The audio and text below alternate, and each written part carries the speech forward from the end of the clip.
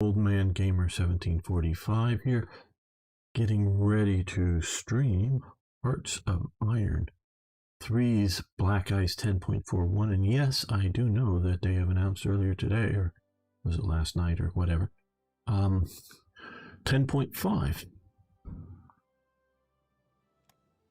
Some good things coming there, I think.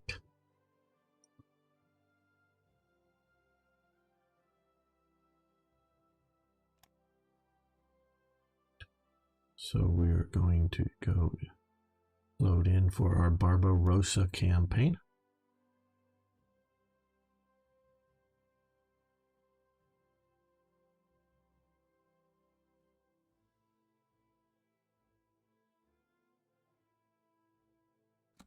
Right, okay. Well, let's just save it, get the system used to saving things.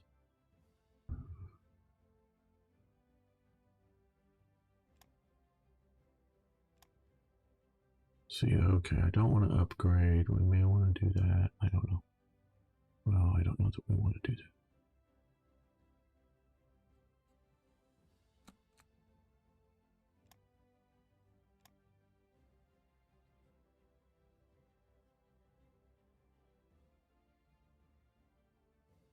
Do we have anything we want? Oh, we have an infantry division we may want to deploy forward here.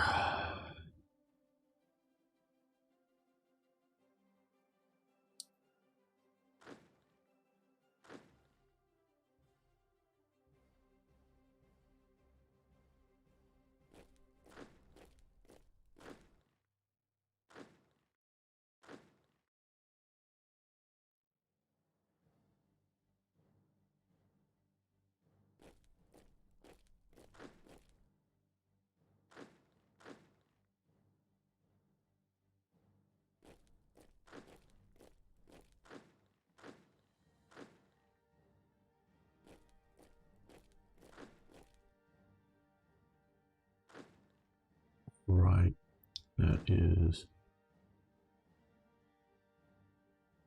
forward.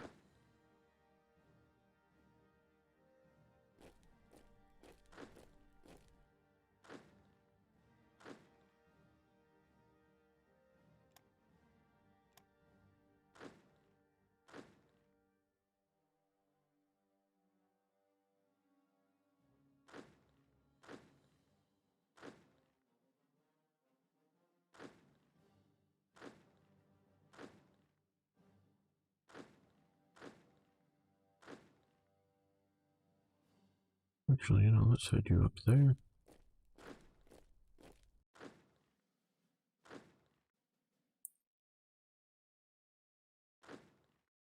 You can stay there, I guess.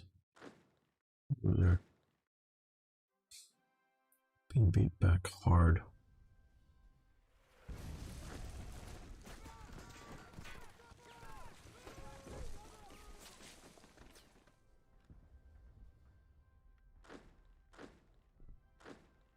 Ah, Toy Jet.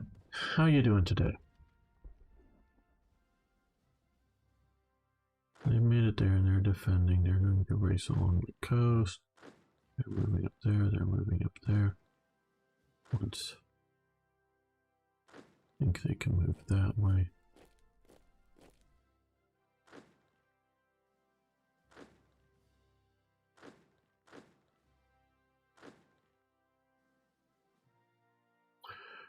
The aggro. Thank you. I sure hope I've got this, though I do quite honestly feel I'm running a little bit out of steam here. Okay.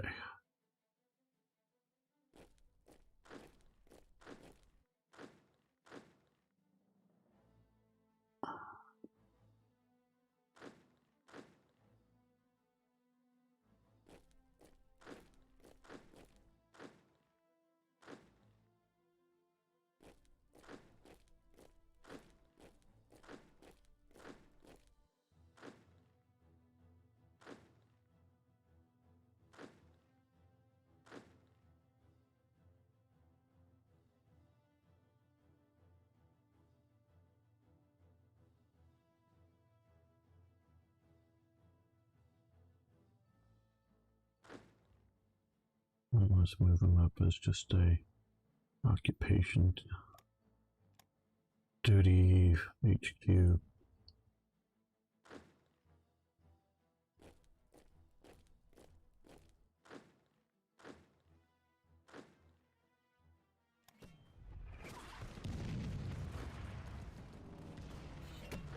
Okay, it would be very helpful if they came down that way. They came down that way. They came up to there. They slid down that way.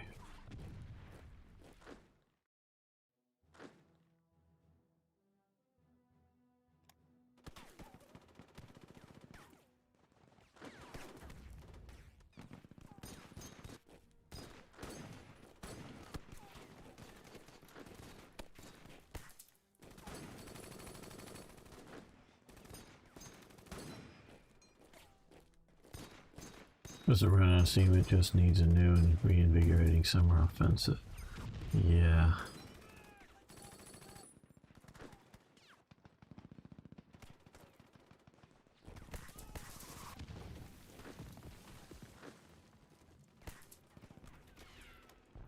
Looks like it may do. I think they need to go on the defensive. This guy's being on the offensive is good. Love to trap that in there. We will if we can get into here and here. We'll trap that big group of all that armor and kill it. Hopefully.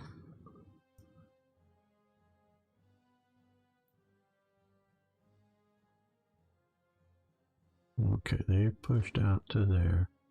Otherwise, we're holding the line here pretty well in Iran. We still have some of this BS going on still. Okay, well, you can support the attack. No. Okay, you can't because of things, reasons.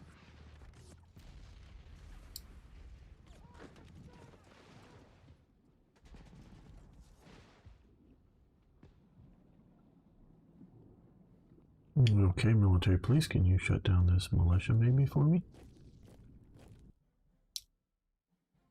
Hoping some of these guys will get into Murmansk and get this unit destroyed.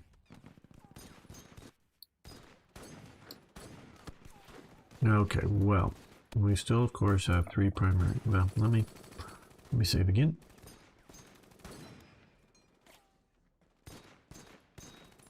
All that tinkering.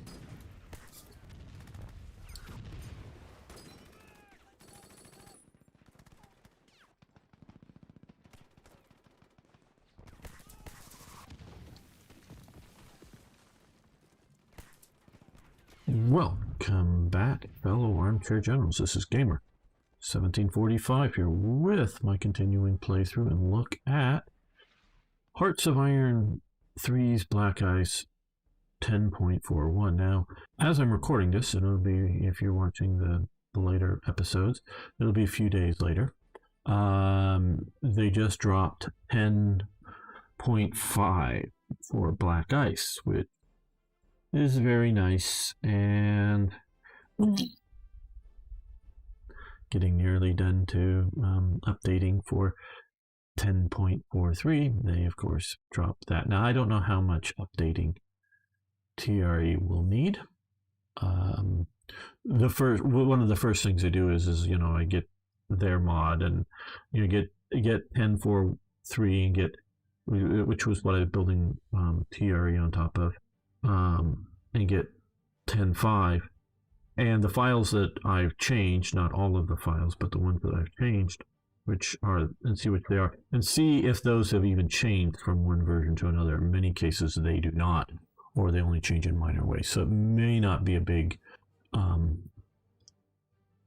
job in switching from 10.4.3 to 10.5. Hope not too big of a job. Now, I don't know that I plan on releasing a version for 10 or 10.5.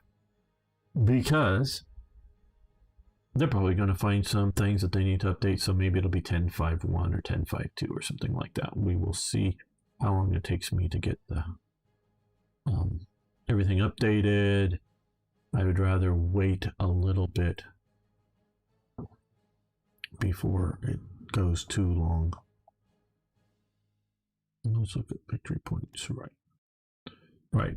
Someone was concerned. Sorry, who posted was concerned that Finland might get taken by the Soviets. Well, I don't think so, because so far the Soviets have not grabbed up a single victory point in there, and they've not, I don't think, destroyed large numbers of forces. So, and again, like these 6 infantry brigades, 2 light infantry brigades, 2 ski trooper brigades, 8 transport units, just sort of give you the size 8 headquarters. So about 8 divisions, some with armored, 2 with armored cars, 7 of them with anti-tank guns.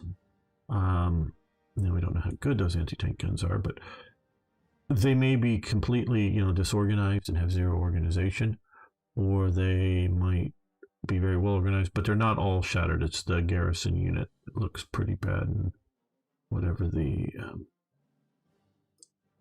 unit that had the elite elements in it, maybe. And down here, 5. Yeah, they got at least 6 brigades here in the capital, and I don't think this armor is about ready to take it, and if anything, they're pushing back. So, yeah. Hey, thanks for hosting, Arno. Thanks so much. And so, yeah, they may push in a little bit more in some of these other areas, but I don't think Finland's about ready to collapse or anything. A little disappointing. But of course, in a way, by them doing this, it means they're not they don't have as many forces facing me right now at the critical stage, because we are, of course, still pushing towards Leningrad, Moscow, right here, and Stalingrad, which we're not really pushing towards Stalingrad in a much of an offensive way right now. We, in a vague sense, yes, but we're just trying to create a line here, continue to push when and where we can, but we're moving forces east.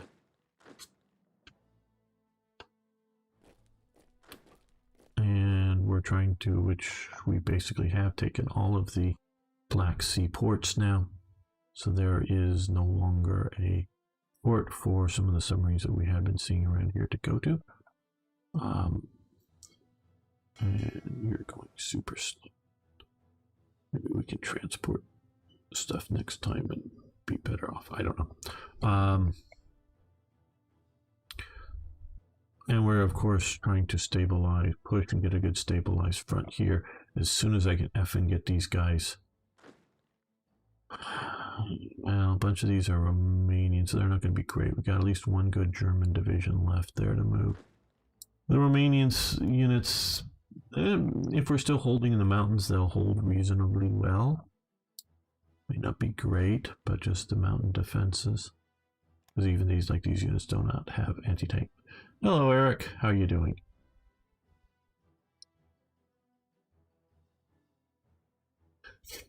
Cool.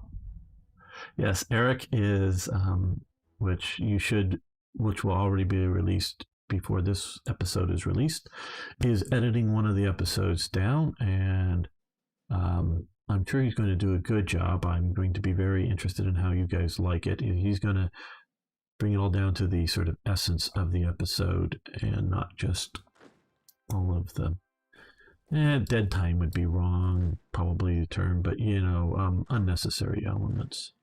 Keep the story and the action sort of flowing without some of the tediousness. Right, okay. Well, I've been sort of started all of this wondering where to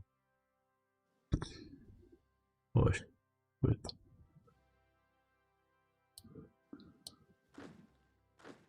If we can get get to here. Cut off that big stack. That would be a really good use of, yeah. But yeah. Southern Front could probably use it. So what we're going to do is deploy this rather decent infantry division out here. They've got radar artillery plus rocket artillery. Got our, oh, great. From 45 minutes to 28 minutes. Great. I will be watching that. And I don't know if viewers know, I mean, not that I don't watch a minute or two or something of the videos, but I rarely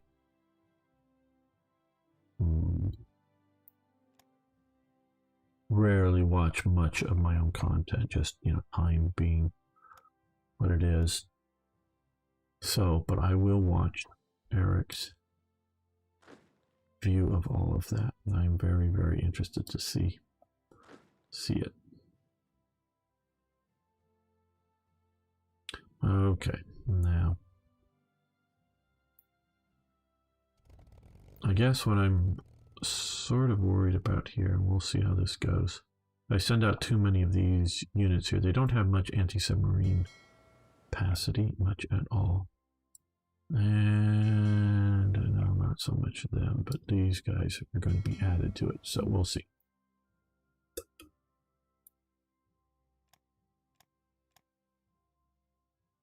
Okay, one already division shattering.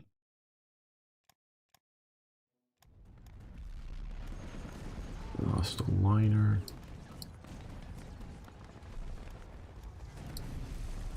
Okay, well, the military police dealt with the Norwegian resistance. Yeah, these are some of the units there. Well, we're going to send you up to here. And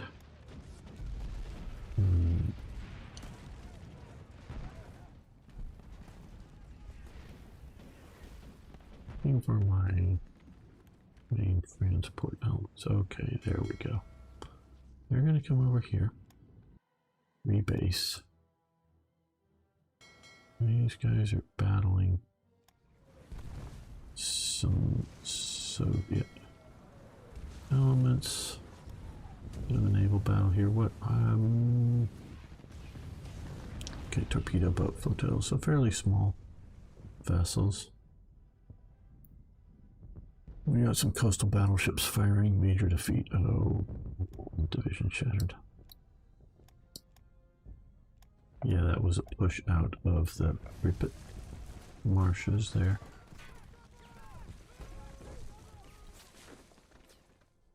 Send them back in. Visiting carriers. Oh, carriers. When you're so close to land, you just use land-based aircraft. And mentioning that, let's see if we can add some naval striking directly to them. No, these guys are a bit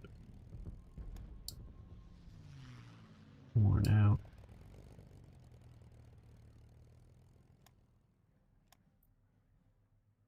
But maybe good for a few strikes. Not too far away.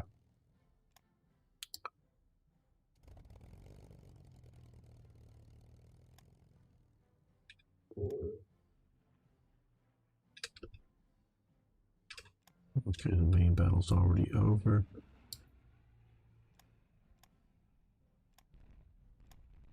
Oh, well. In that battle in the northeastern Baltic, we lost 3 torpedo boats and they lost a destroyer. How depressing. How depressing indeed. Okay, well, what's left of you guys, you come back. Rebased Königsberg, you come back. You come back down here. I'm surprised that we took such heavy losses there. But yeah, we could have had better.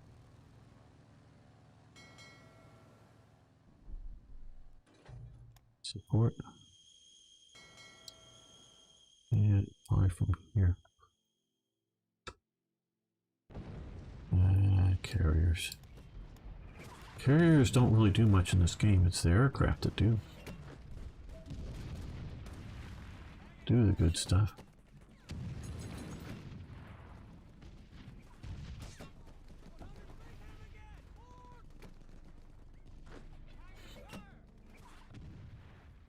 Okay, now not all. They got a rifle battalion, so they should be all right in attacking. So they're going to attack here to here to here. These guys, which are in reasonably good organization and very good strength, are going to attack this conscript unit, attack around there, and cut down like that. These guys are going to keep coming up to there. They're going to come up to here. These guys are going to come and move through here just to occupy. They've made it down here. They're coming down here. Okay. Yeah, they're attacking. They're coming up this way. You come up directly that way. You come that way. You come that way to keep from getting cut off. Why are we going down there? I don't know. So we're restructuring you. Stream quality is not good. Okay, well, try it over on Twitch, Niagara, because right now, my output to restream, which then goes out to YouTube and Twitch, is showing very good on my end. So, I don't know what's going on at your end. Don't really get how your 3 battleships lost, so yeah, might have larger escorts, torpedo attacks go. Yeah, I don't know. These battleships that we have here, which I think there were 4 of them, but at least I hope there were 4 of them because there were originally 4 of them. Yes, these are the old coastal pre-dreadnought, Schleswig, Holstein, Schlesien, Hessen, and Hanover. So these are really out-of-date stuff that got a little bit of modernization, but not much. They're not going to fare well against proper battleships. These guys are just a bit light.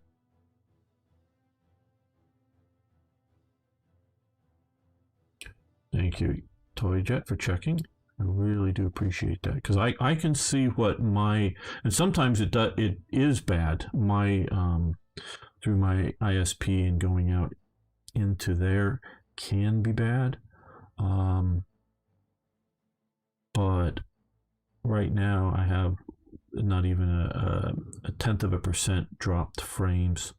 I mean, it's 38 dropped frames out of 84,000 frames sent.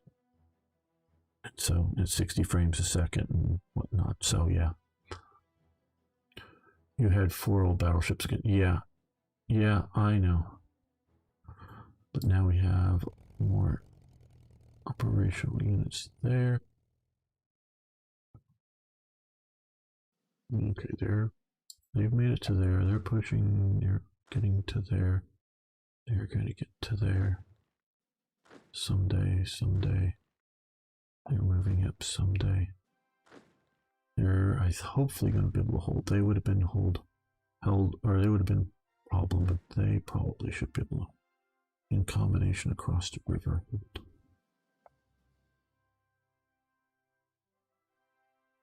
Of course, some of the keys to all of this. You're being bombed, which is not fun, but hey. You support that attack. And you support that attack. 2 key elements that I see from my playing, which may or may not help you in yours. One, of course, you want to, and we see here we didn't close this fast enough, so all this unit here is retreating. So we're going to go into the offense and attack.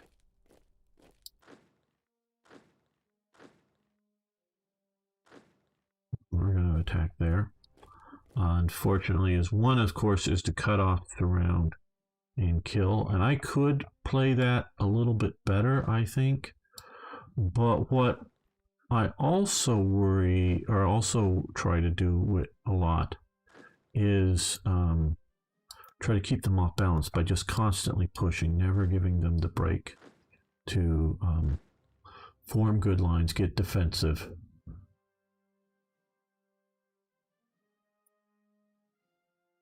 Better escorts, better DDs. Well, we had some DDs in that action. We're still slowly because they're giving us the lack of fuel penalty here. Right here. So we're not moving too fast, but we had some DDs, which we didn't lose any. We lost torpedo boats, which are a little bit weaker.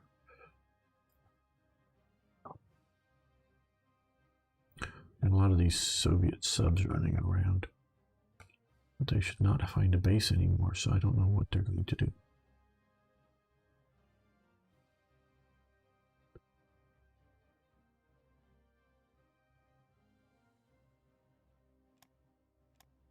Right, okay.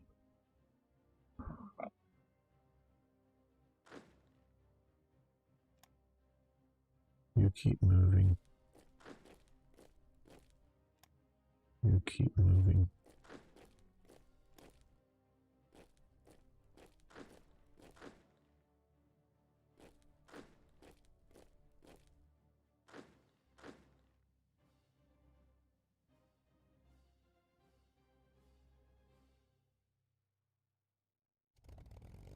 These guys are battling a bunch of Soviet aircraft. Another major defeat. Okay. Armaments lost down here. They're being attacked by a lot of forces. We may decide to withdraw.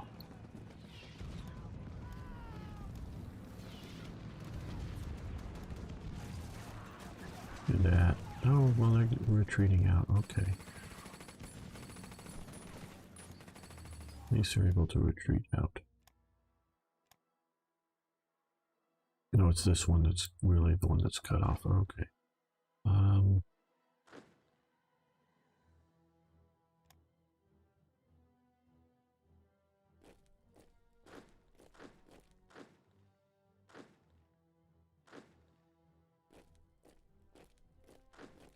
we'll push on that. Gotta keep pushing. Push, push, push. Can you upgrade?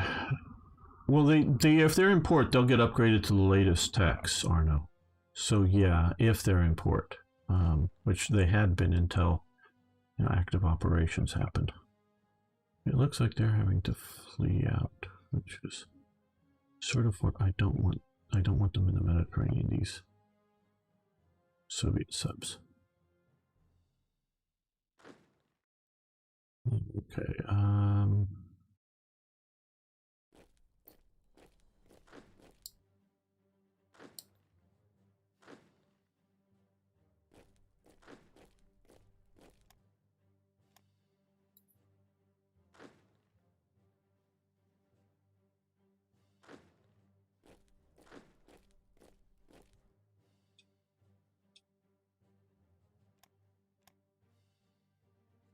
Yeah, it's here. We just lost this province.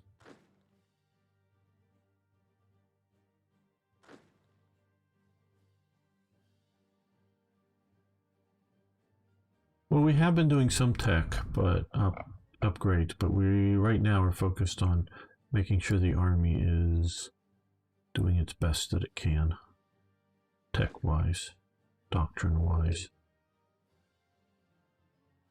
These guys are going to get out. Damn it, I was really hoping to cut them off before they could get out.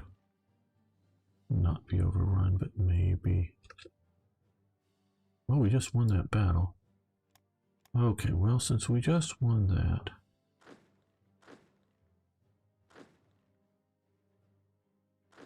Now these guys hardly have any organization, but move, move, move.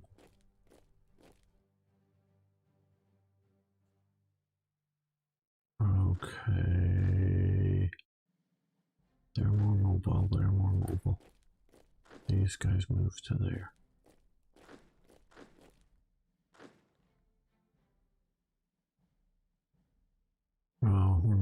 shattered.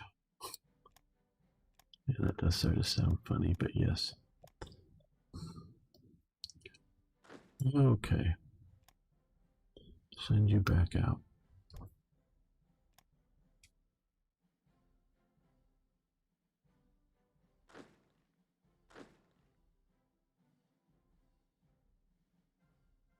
Pockets, pockets, pockets. When and where I can do pockets. Oh, that's right. Let's see. Production, create con. Oh, I think we already are close. Did I already do this? No, I haven't. Okay, into here, Novos. Create a supply convoy. We'll do Fume 2. There we go. Now we'll make. Now these guys will have supplies even though they're cut off from there. Come on, you guys are taking time. Well, time is just crawling here. Well, we got a couple of little claws. A couple of sub-skilled in the Baltic. Good.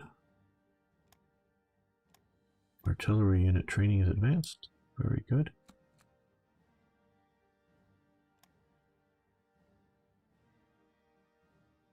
We'll see what if anything, where we want to shift that to.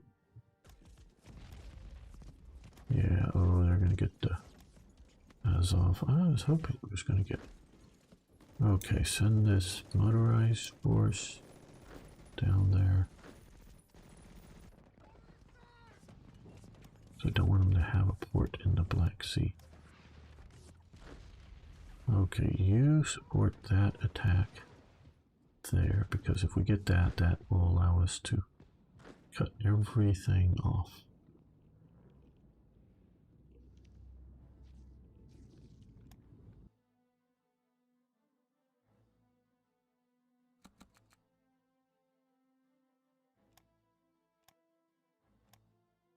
Well, we've won here. They, let's look at the terrain. Yeah, well, it looks like they're retreating out of there. Can we put the pressure on Grozny? I think he'll need to attack into there. Kharkov, good. About ready to nail that. That's very good. Okay, you swing down into here. Blunt their movement. Well, actually, you're going to attack and you're going to support the attack. I know there's a lot more of them, but you're a good German. Divisions. You're not like these shattering divisions.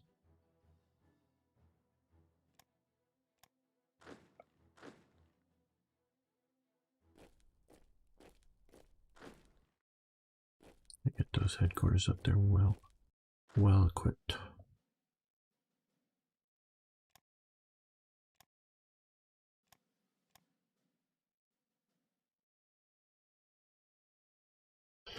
Hold on. Oh, we got another bot in here, Arno.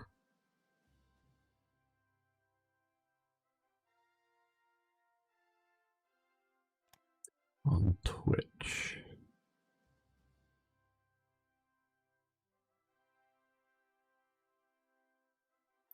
We'll do that. Very good, Arno.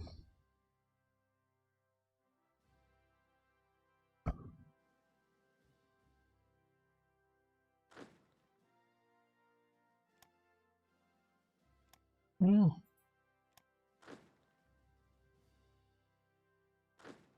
they'll support that attack. Another division shattered. Up here. Okay, well. See, like I say, we're running out of steam.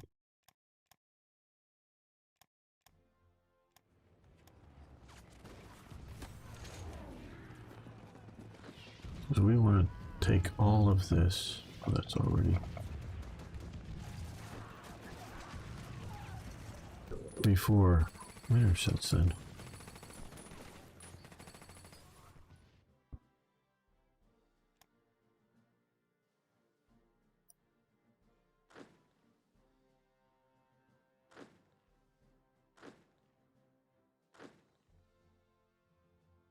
hate those swamps with a passion, passion, passion.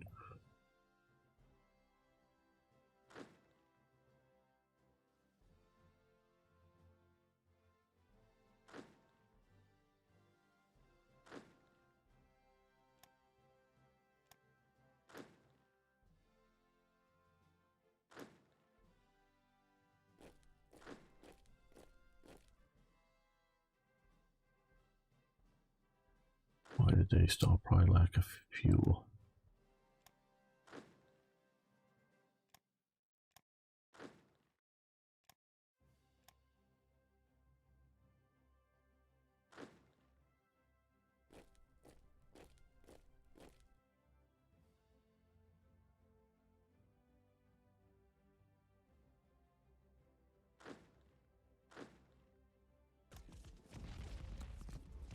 Major defeat. We're having major defeats after major defeats. I don't, for some reason, think of them as major defeats. Maybe defeats.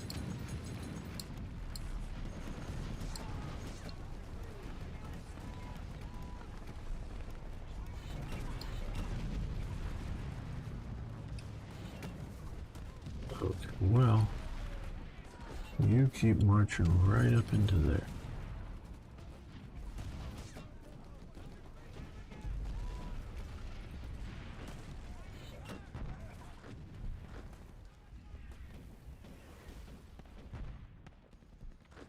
Well, they took there all right, but maybe overrun some units, I'm not sure.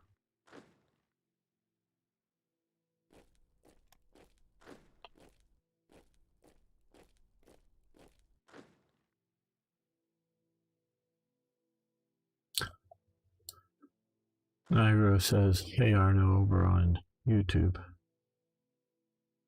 Okay. You support that attack.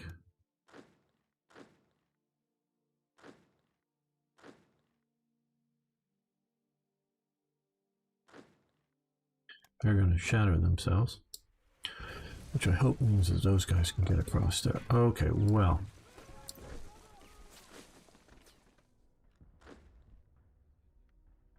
Let's see what I can put on board. Well, we'll put Rome on board, get him to the theater.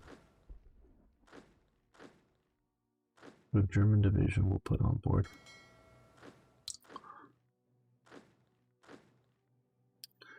Yeah, mountain division, maybe this is just quicker, better.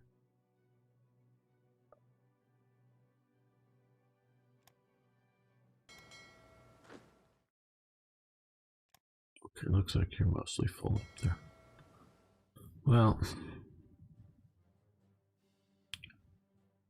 let's look at the supply situation. Okay, they have plenty of supplies. I don't know.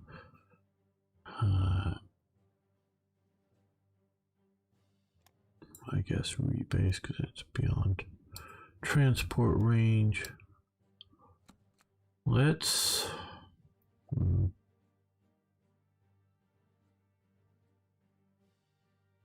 try to make sure we're producing enough fuel, but I don't know if anything we can do will produce enough fuel. Let's go drastic for a little while.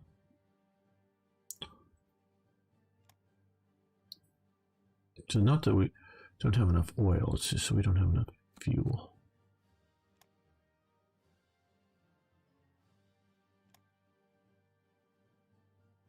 And we'll slow this down to there.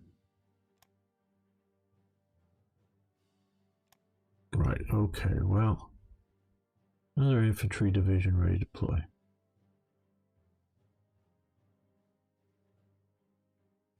Well, this one I think we will keep, we'll put in the north to be ready for operations against Moscow type of thing.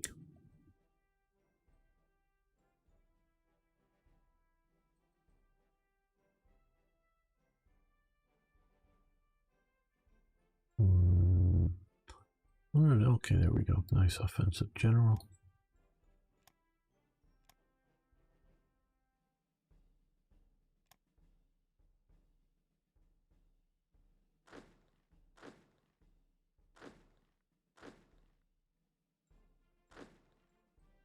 Okay, now that these guys are up here, see, they're going to attack here. This division's going to support, and Guderian's going to support the attack. This division is going to attack here, and this division is going to support that attack. Yeah, since it's moving, we'll attack that with an infantry division. Okay, we won down here, good. Sort of kind of knew that with that division, at least we should, unless they brought that, but there's a lot of forces there.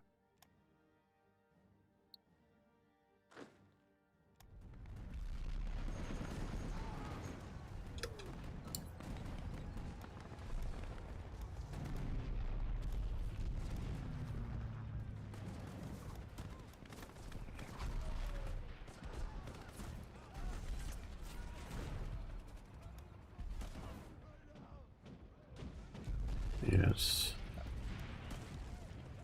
They're counterattacking out of the marshes is a bit of a pain.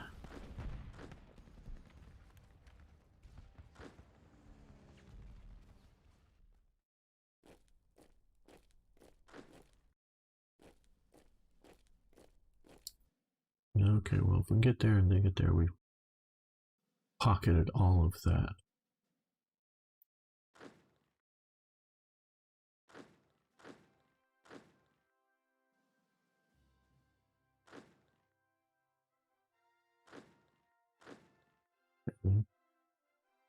Oh, they're still currently reinforcing. What?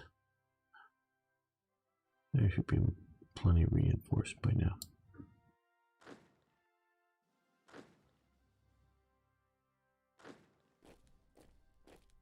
No, actually, you go there, you go there.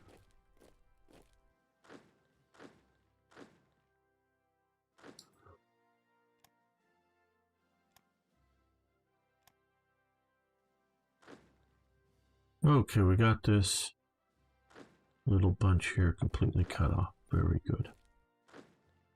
No, you come here. You're motorized. We'll use the infantry then to attack. Yeah, that will be a nice destruction of units. They should hold. We'll have them support the attack. All their artillery might help them get across that river better.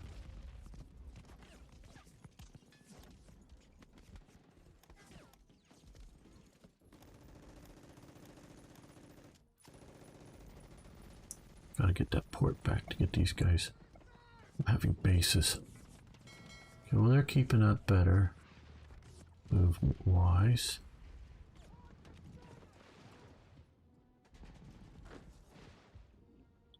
Are we going to get across here before we all shatter? Or just lose organization? Come on, come on. Current strength at, organization at, okay. It's going down, slowly but going down. Okay, good. Prinz Eugen is in place now here. And defending. We definitely want to get Grozny back. You follow up along there. Help them defend that. Thank you guys. Thanks, Arno. Yeah, what you can do is you can go to your Twitch channel, because if you have a Twitch account, theoretically you have a Twitch channel, and you could set it up for auto hosting or just host now myself or other creators you happen to like. It just sort of helps a bit with the metrics as much as anything, unless you're a big streamer. That people would just be coming to what's maybe he's doing right now, but it does help a bit. So if you would like to, that would be cool. Put those on YouTube later on. You can just subscribe, like the videos, all that kind of good stuff.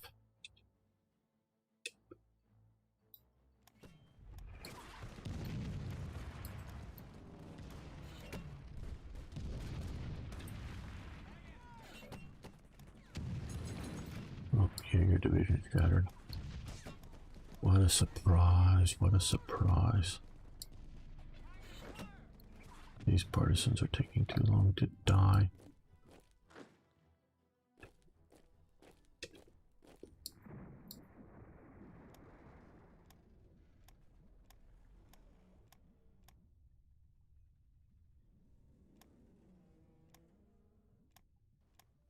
Okay, good. Yeah, now you push into there as well as these guys. There should be, yeah, coming to follow up. Okay. Good, and we lost another torpedo boat up here. Yeah, you're supposed to be coming back to the base, but you're going super slow.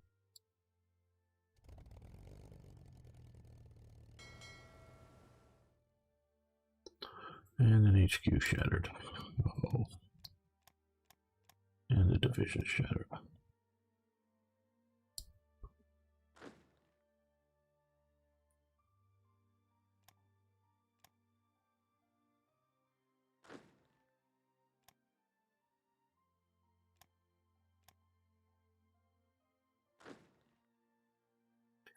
Sometimes I'm putting these like that one. If that was in the front line, that was too weak. When they have something substantial like a cavalry brigade, then it's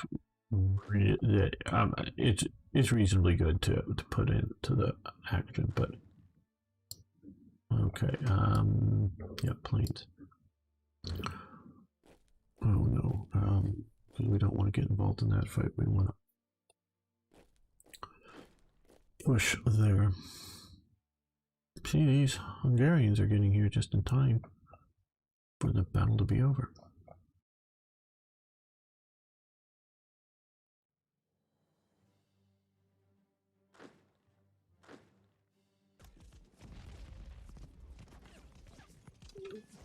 Okay,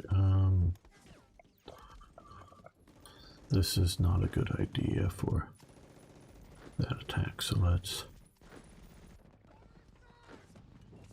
stop that. This still is a marginal idea. Some of the others are good, but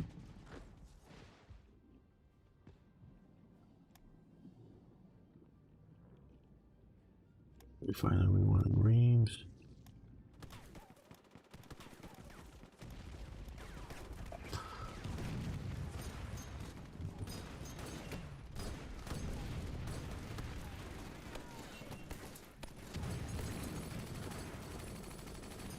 Okay, guys. Yeah, you come up here and attack them. And you might as well too.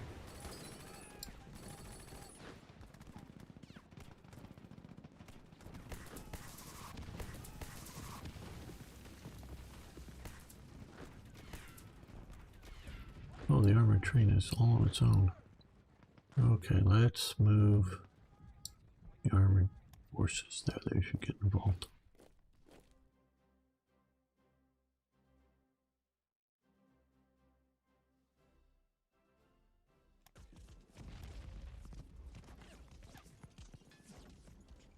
Okay, their attack here. We won. So now these guys with armor, with cavalry, but also a mountain brigade and mountain artillery will support your attack there and hopefully turn that around.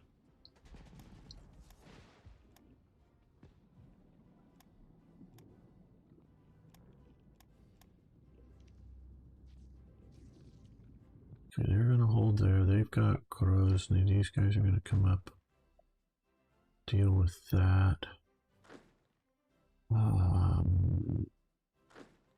Yeah, I think they're going to get, well, if Group 88 is going to get those guys when we get them up there. Now, how is this doing? Fall back. They're meant mostly for a spoiling attack, not that we were going to conquer out. The more units we just generally keep sort of tied up here, better off we are. So long as Iran isn't collapsing. And what's the speed of these guys? Oh, they're going okay.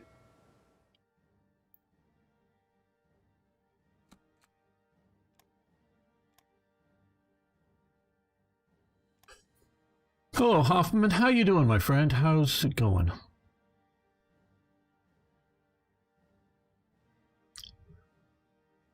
Yes, I love this game. So glad others still do. Right, they're getting hit by a lot of tank brigades, but fortunately they're not well organized. And we have some good commanders there. And we now have Grozny back. They're going to come up, hopefully to help hold.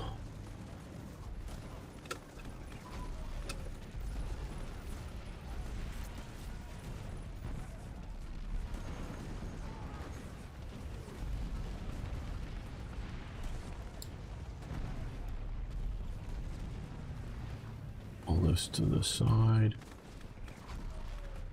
Yeah, they sort of knew they would. Main point of him coming down here was just to grab the port and be able to be supplied from the port. Okay, Jaeger division scattered.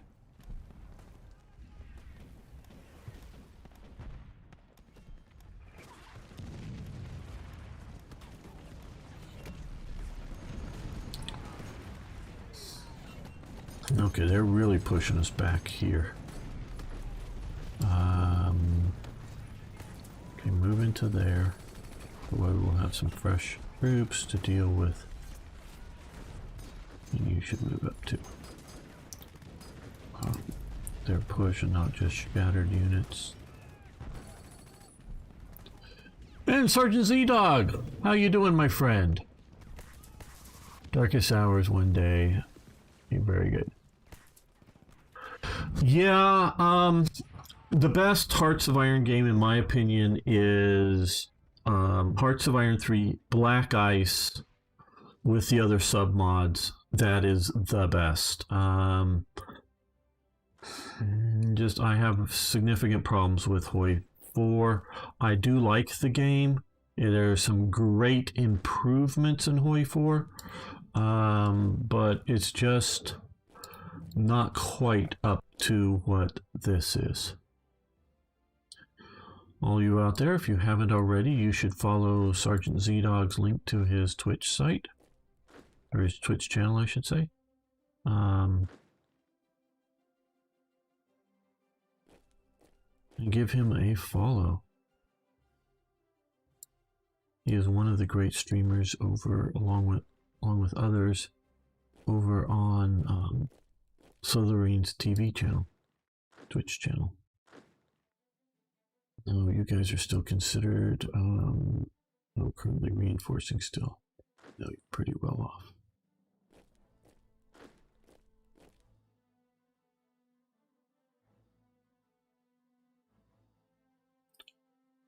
What are you going to be streaming today?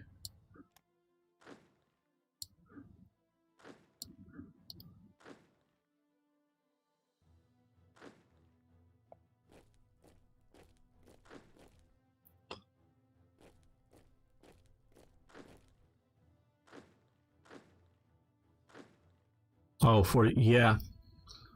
I really love that game. Unfortunately, a few of my viewers, like Arno, who's my moderator here, does like it. A lot of my viewers don't. The first video got okay views, and since then, yeah, not so good. So I gave up adding more to my channel of it and just played on my own quite deep into it, because like I say, I really do like the game.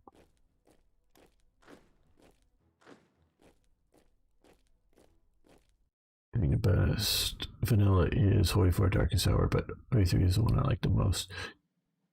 I've not played the Darkest Hour Hoi based on the Hoi 2 engine.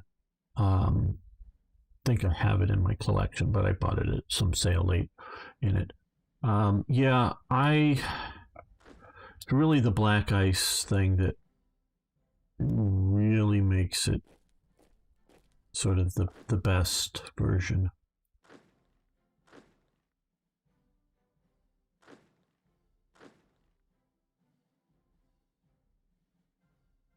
Yeah, I think I think there are a fair number of people out there who want to watch it. It just YouTube isn't recommending my videos to those people. Is what I think it is, as much as anything else.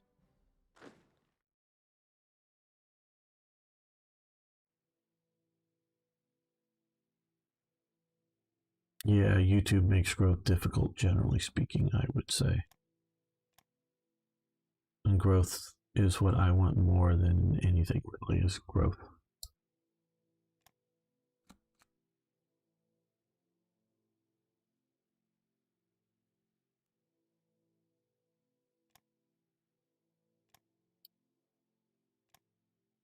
And I'll be satisfied with just half the viewers that PewDiePie gets, and that'll be enough. That'll be enough.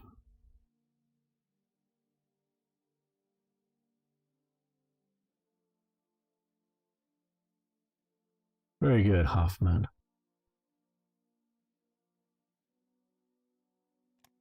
Like I say, do give his Twitch channel a follow. And yeah, I'll understand if somebody wants to go watch Battle Sector more than this, because you can watch these episodes later on YouTube as well.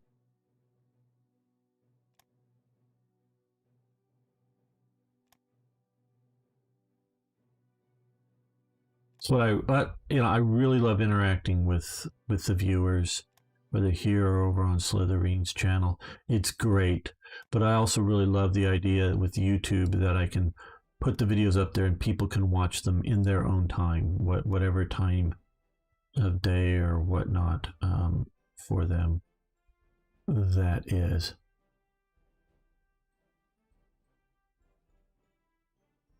Yeah. Well, when you do very, very well with Battlestar Galactica Deadlock, and if you get the right tutorial stuff, I've gotten some good views on some of those type videos, but not necessarily translating into people watching the rest of the channel. But it's nice.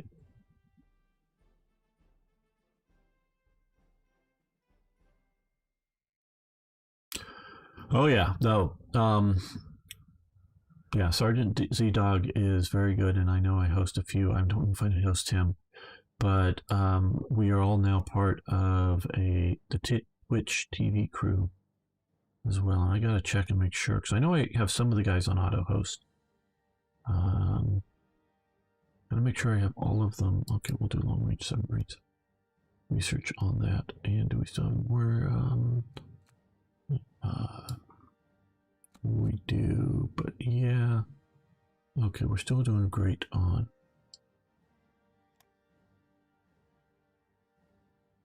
leadership.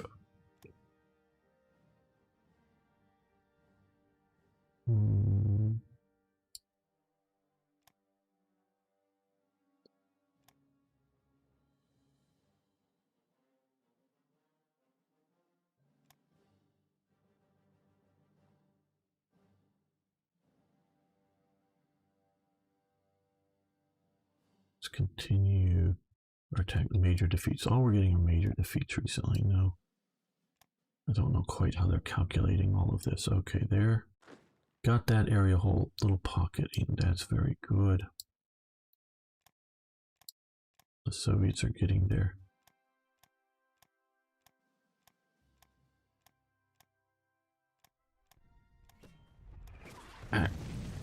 Their act together, as it were, and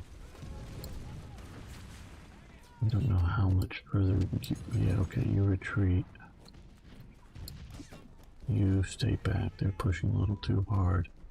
Alice is coming up there. Okay, they're pushing there. That's good.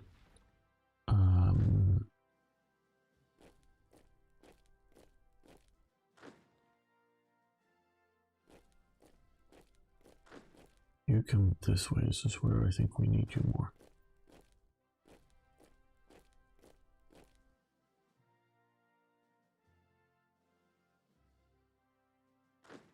That'll be a bit of a line there. Okay, we finally got all of this cut off. And to the best of my knowledge, the AI does not really do airborne refueling or supply. So it is just going to be a matter of time for them unless they can break out. These guys are all going to lose their supply. They're no longer being attacked here, just these two. Okay, the healthier one will into supporting this other attack.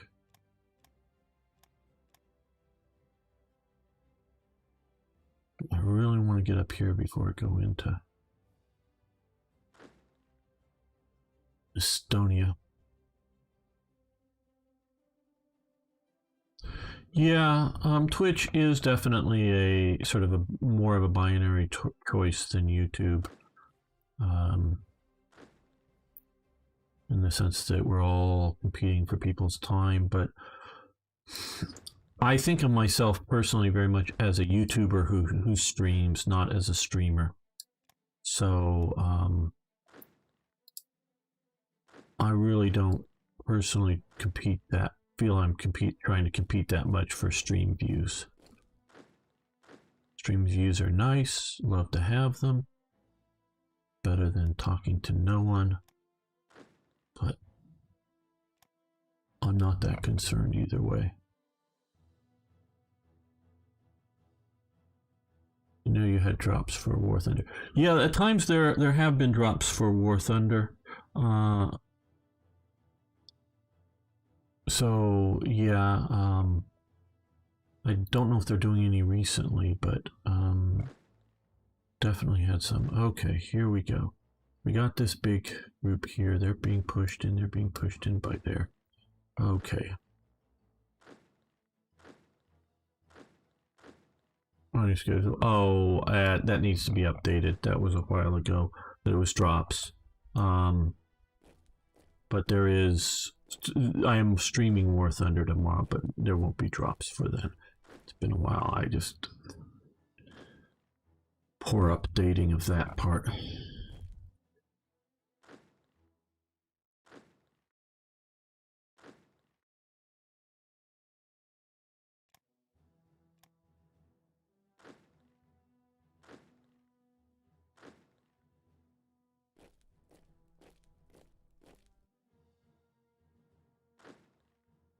Okay, they're about ready to collapse, and we're about ready to get across the Kretch Peninsula. That would be great.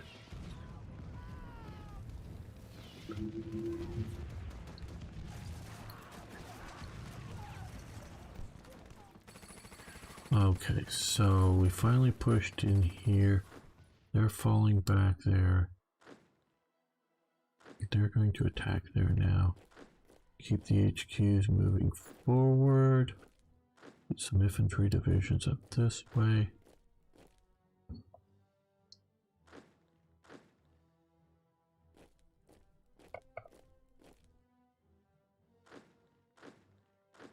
Okay, constantly says that reinforcing thing. Okay, no, now it's no longer. Not currently reinforcing. It's almost up there.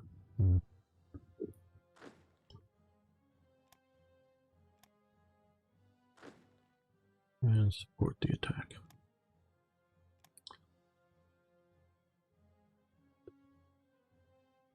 Okay, finally they've won. And where are they coming across the peninsula? Oh, there's a Soviet ship or something blocking the way. That's why it's over. Okay.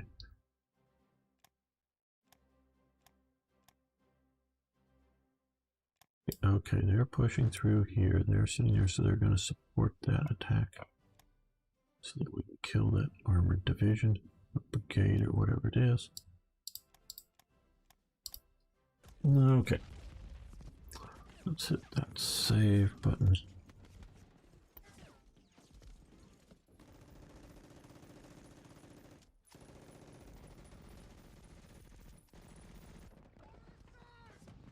Yeah, I actually think I get better growth on YouTube, and then people come over and watch me on Twitch, but it varies.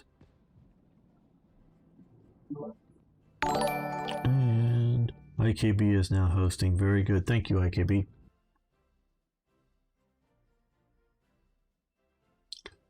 Thank you. Okay, we're having a very slow save, so that means once this save is over, I'm going to restart Hearts of Iron 3.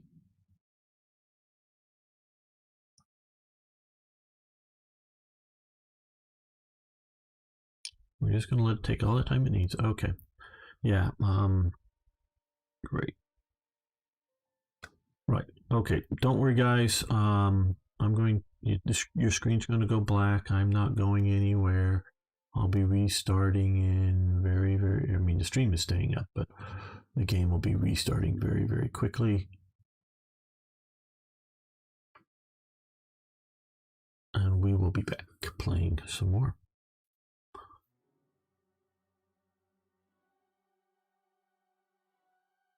Yeah, rebooting. Well, restarting, not rebooting.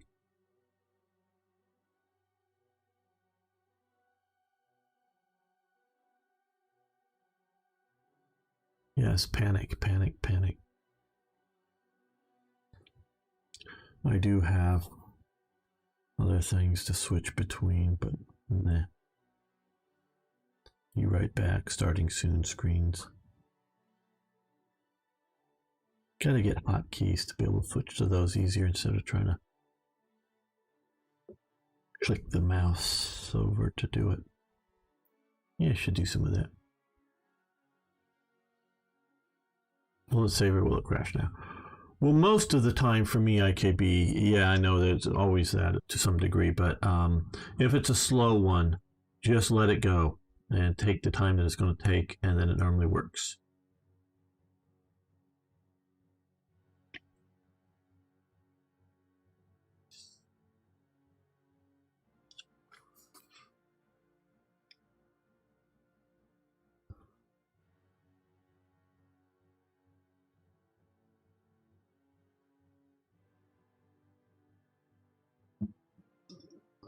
Yeah, you should be seeing something now. One of those, like.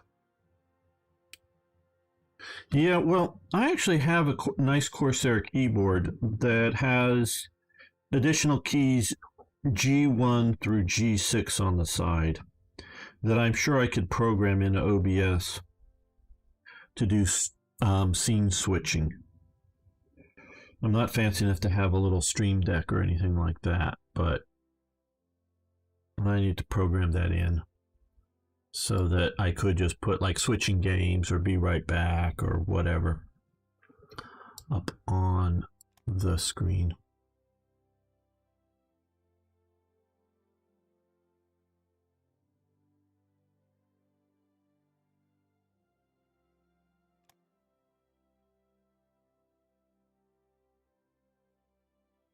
I really did notice over time in upgrading things, particularly for playing War Thunder and that type of stuff, really improved gameplay with better keyboards, better mouse, faster response. Any one thing wasn't so important, but by the time you got all of them there, it just helped performance a little bit everywhere.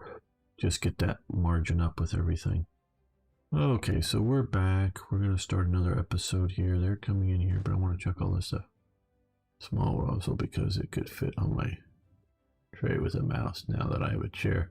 It's the right height, so I have a keyboard, the desk. But yeah, if you I spend a lot of time on the computer, and I'm sure you do too. To me, it's just worth a lot to make sure I get stuff going good like that.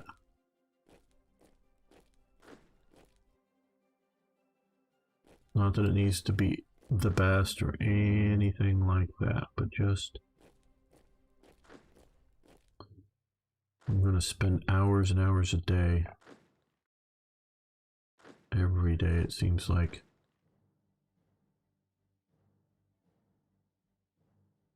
Yeah. Yep. I'm sure if you are, been plenty of time doing that stuff. Okay, you're defending. They're pushing in there. They're pushing on you. You're going to hold. They're pushing there.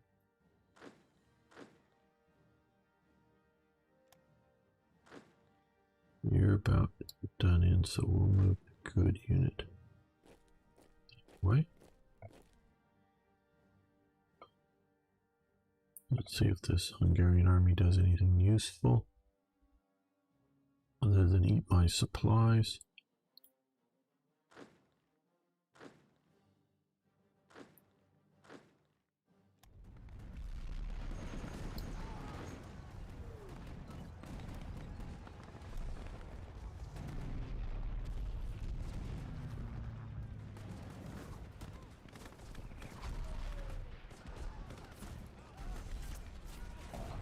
Okay.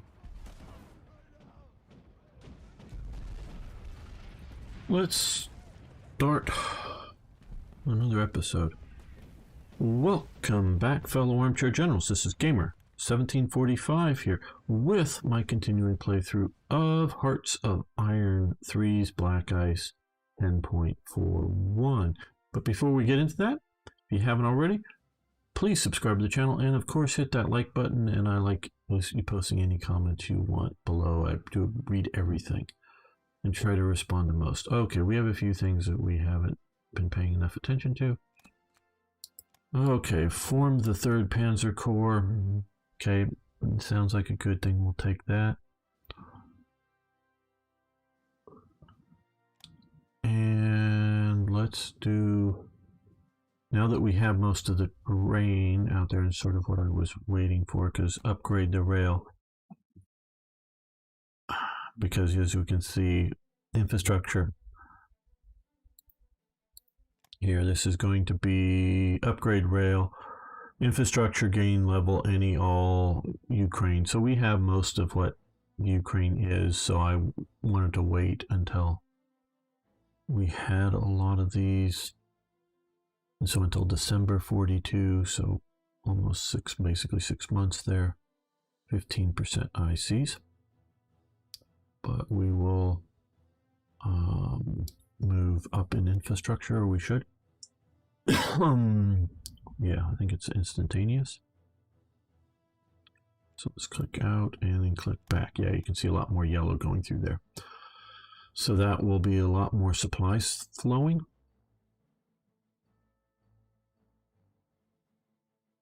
Hello, Beam Slam. Good to have you here, my friend. And let's also see, okay, Crimea region, we got, well, basically the Crimea now. So let's upgrade that. That's only 2%, but so that's nicer. So we're going from that to that. So yellow down into here and just everywhere a little better. Now, do we want... I don't know if we want to do the Baltics yet. But we will hit this Riga Express, because that should just be an effect and not... yeah, we get...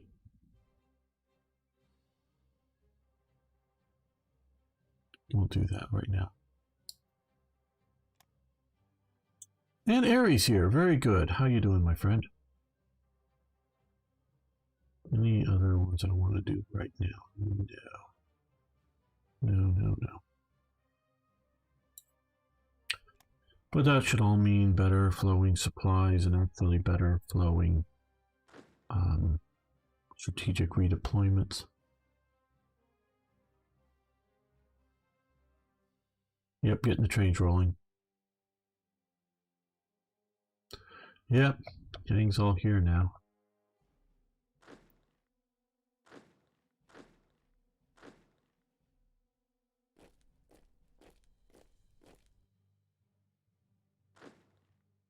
Guys, what's he up there?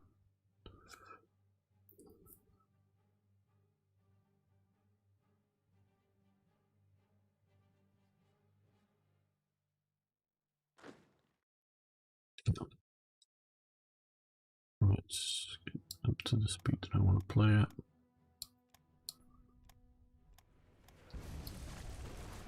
And they're going to push me out of Grozny again.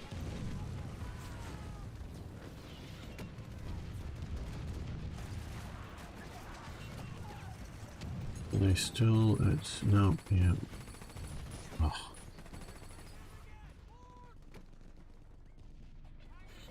Why are we letting the Soviets move around anywhere in here?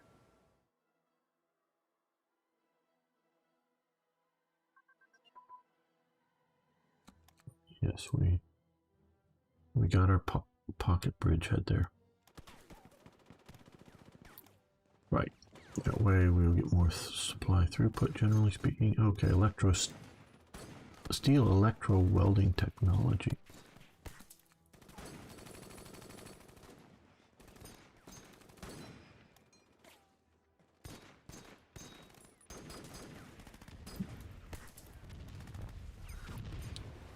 Some of those technologies are specifically helping with going through development of ships. Some allow you to progress ahead with armor technologies. I'm not sure which are which.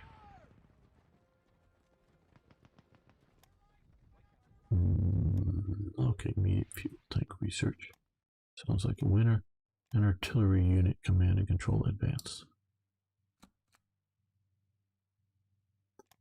Right, okay, well.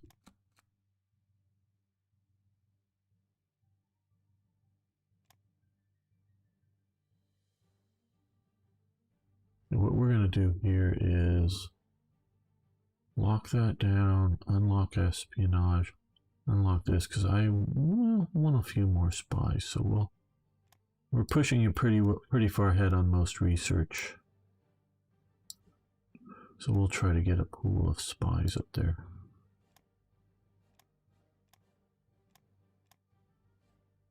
Not that we're doing a lot with them, but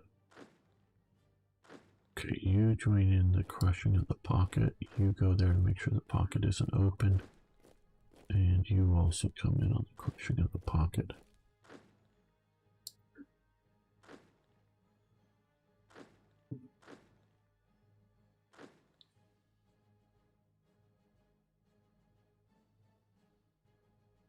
The Soviets are putting up, yeah, they're putting up a good fight, especially up here in the north. We're actually being pushed back. I had made it up to basically here, and they're pushing me back now. And so far we've not gotten across here, and we are exhausting our divisions or shattering our divisions, and haven't gotten to Murmansk. Okay, it was its last we looked at 16 point something organization. Now it's at 11.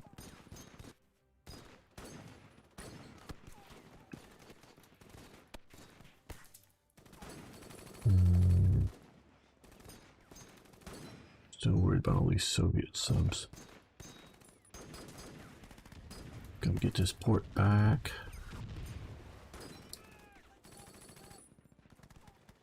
Yeah. Get across that one.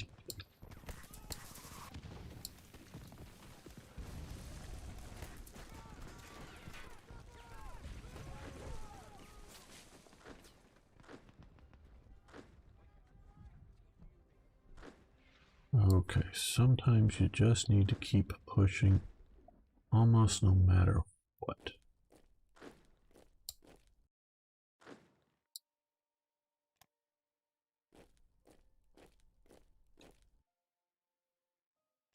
Or you're doomed, but we may be doomed anyways.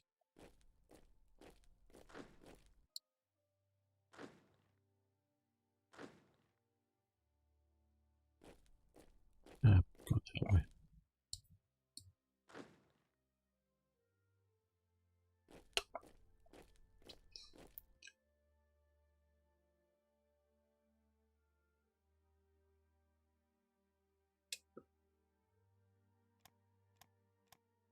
Area division.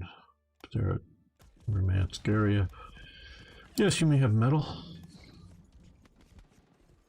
You're doing reasonably well, though this is going to be a bit of a problem there. I pushed out too far and didn't get support. Okay, if I were to support the attack with you, that helped. These guys are defending here. Hey, Paul! Good to have you here live.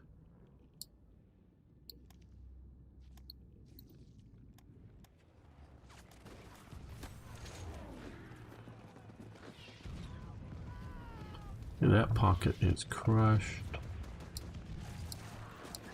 These guys probably stopped moving for lack of supplies or something. I don't know. Otherwise, I don't know why. They would have.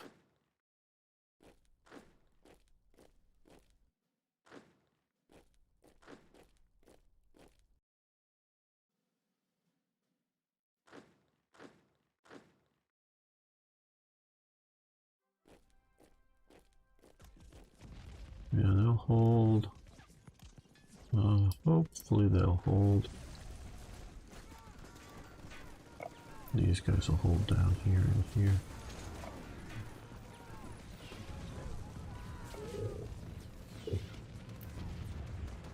Yeah, Finland could use more people. We're gonna get some of these units that had shattered back up there.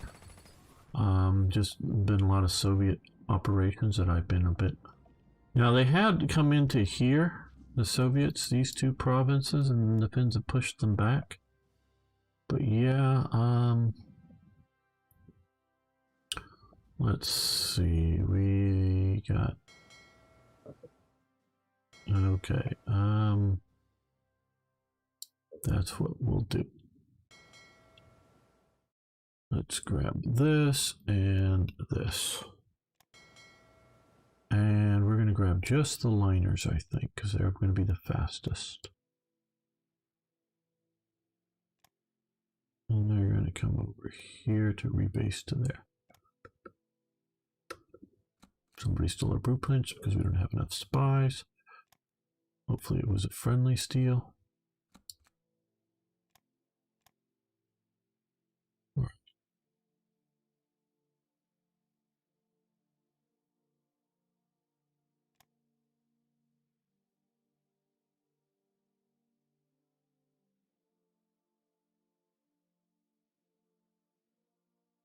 A rat in the kitchen, but it was not welcome. Oh, well, that's what you're supposed to have cats for, to deal with the rats in the kitchen.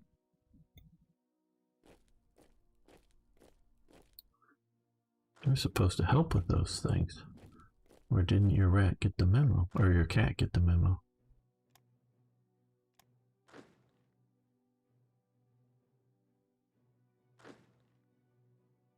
You get across here. Okay, you attack there with their support and their support. We'll cut off those and kill them.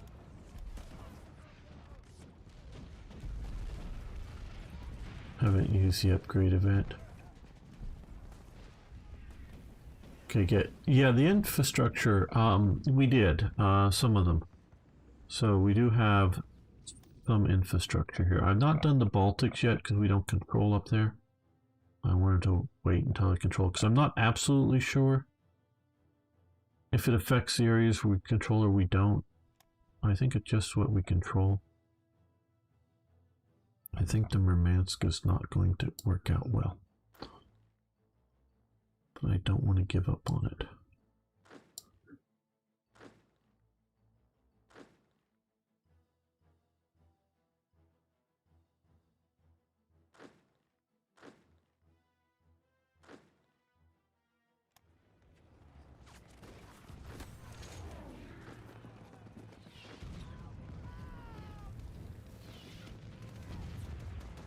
Are they still, yeah, they're still controlling it.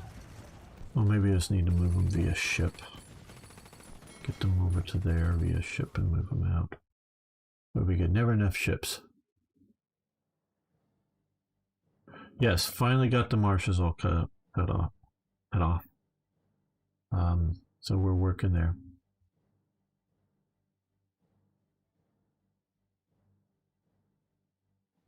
Yeah, supply is fair. It's mostly fuel problems that I'm having, not so much supply problems.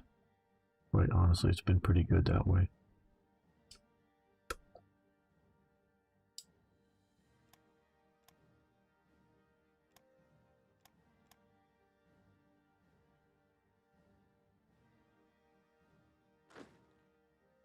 Yeah, kill those guards and NKVD units.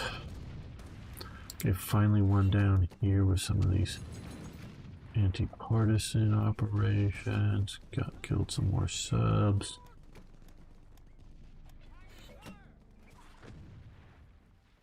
Okay, you guys come in here.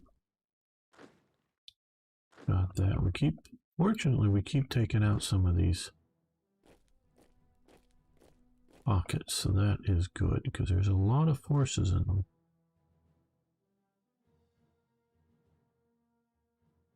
Infantry division shatters here. Okay, well.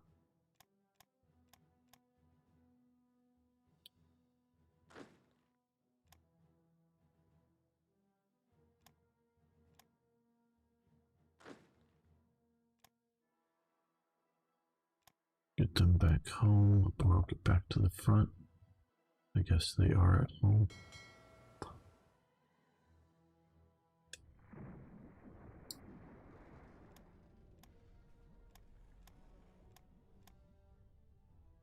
Okay, good. Pushing. Pushing. Now it's still just June.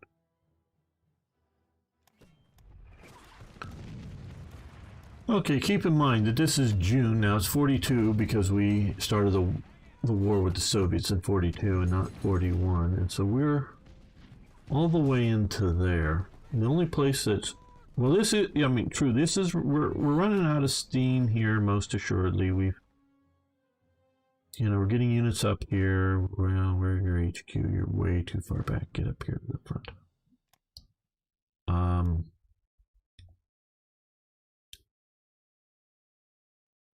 So, yeah, to some degree, we've run out of steam down here.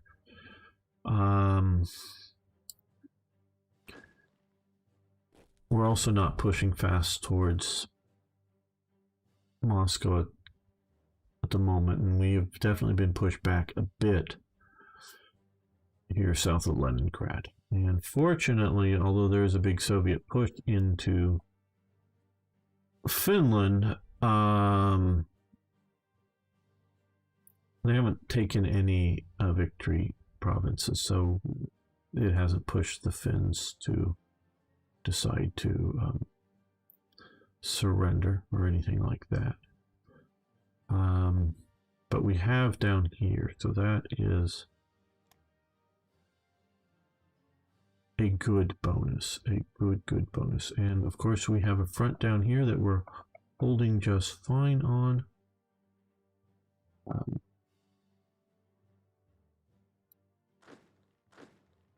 The Luftwaffe is doing very well, holding off massive Soviet forces with their paratroopers.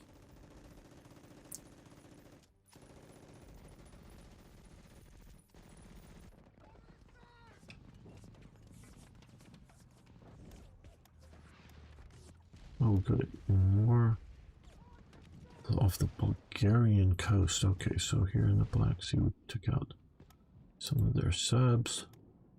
Another Gebirgs division shatters, and I think that's another one from up in the Murmansk area. Oh,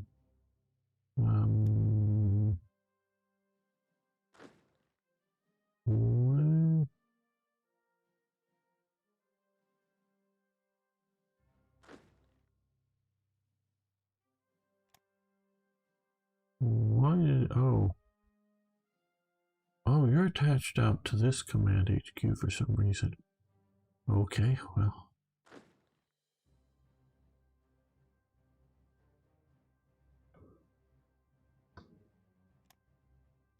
that isn't the best idea.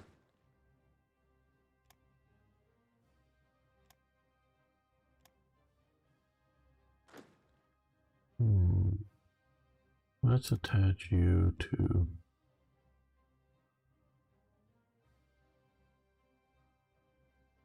Well, maybe because we don't have room in Army Group North. Well, we'll attach it straight to there. We'll give him another general.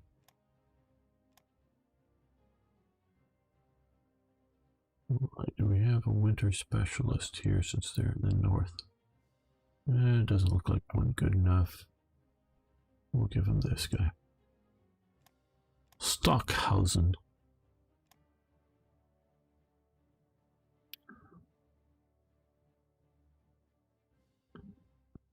Yeah, we're trying to do a supply out there. Yeah, that's probably part of it, Beam Slam. There's a lot of units here, and some of it is just the buffs that the Soviets get. Okay, well, they're down to 7%, but you guys aren't going to make it.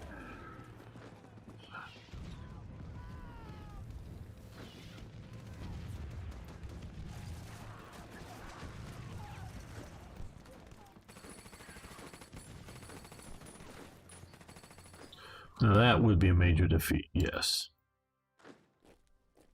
So we've not been able to get up there to cut off their supply, get ourselves a better supply yet. Like I said, there's a lot of buffs for the Soviet Union in this because, yeah, this is the Soviets, and yes, it is 42 and not 41. That does matter. And it may be dooming this whole exercise.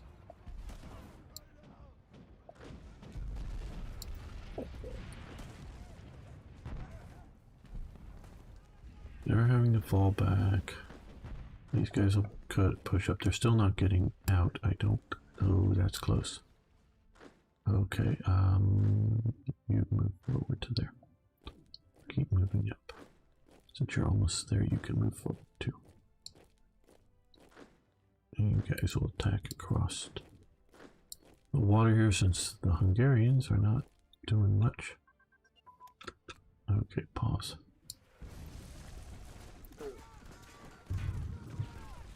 Okay, so self-propelled artillery brigades. Hello, Captain Kinky Walrus. How you doing? Funny name. Self-propelled artillery brigades. Yes, and it's grayed out.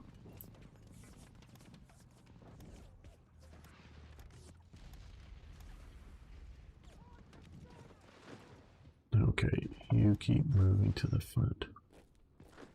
Okay, well, yeah. I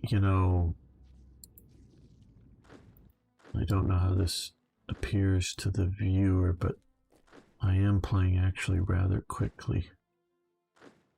Because this is it should sort of be a rather slow played game if you're going to manage it, which is, I think, the only real good way to do this.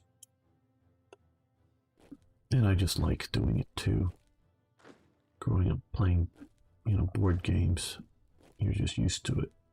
It's what you sort of enjoy, but you get, instead of having to manage it all on your own, like rolling all the dice and all that stuff, you have the computer do it.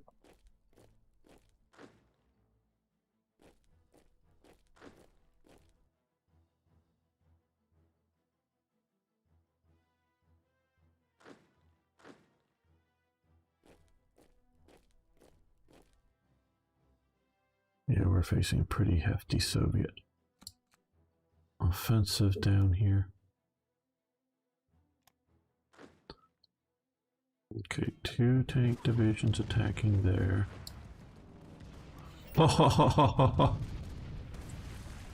How many tank brigades? What's that?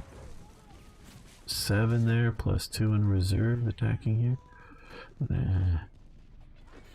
And oh, wow, 6 more tank brigades attacking there.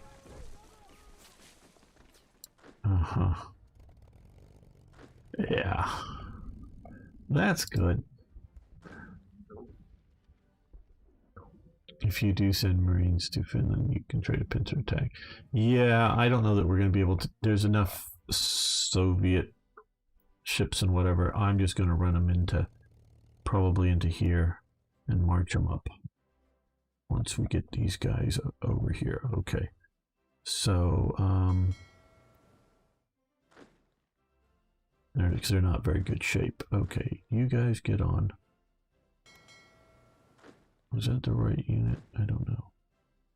Yes.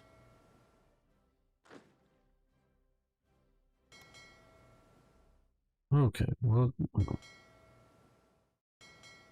yeah, currently reinforcing. Let's just, well, I guess I have to rebase it to there.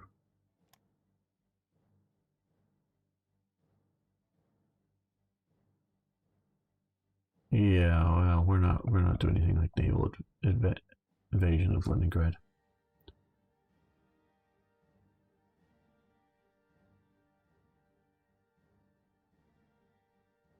Learn from my mistakes. Since I won't, but maybe you will.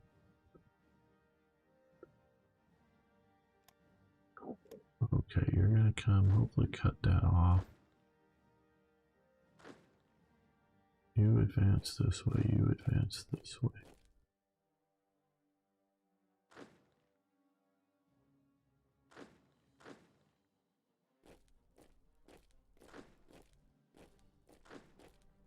Yeah, it's really this, I mean, like I say, I'm playing this fast for the series, but really should be played much slower to manage all of these units. Something of a coherent manner.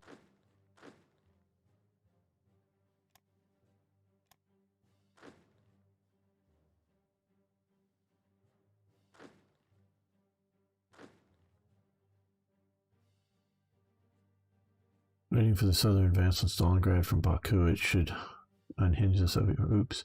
Spoke too soon. Yes, the AI. Yeah, we have. I am not sure if we had taken all of these forces, and there's a lot of, as you can just see, I just highlighted, we just got some of these forces here. If all of these armored forces are, you can see from some of the progression here, are veterans of the North Africa campaign and through here, and come up here. Most, not, some of the stuff has been shipped in through Batumi here, but a lot of it came up through here. So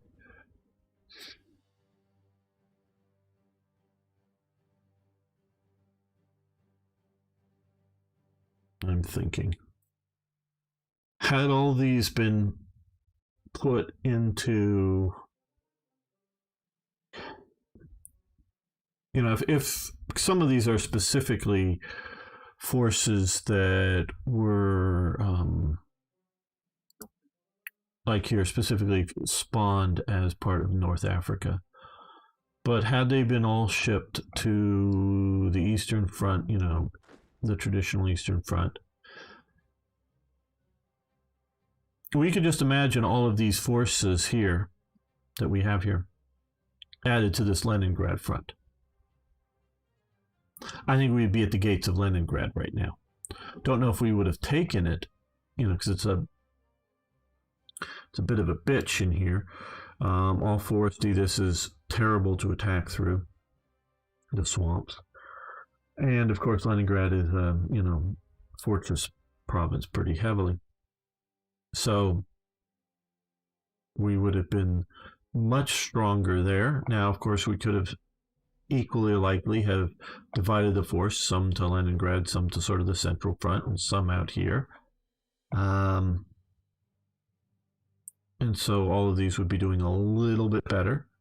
But then all of these forces here, let's sort of zoom to this. Best intel looking. Well, these are tank brigades. The Soviets are probably over strength. And there's probably a bunch more because of buffs for the AI than what really would happen here. When you see a tank brigade, and sometimes you think more regiment. When you see a division for the Soviets, think more brigade. They have lots of forces.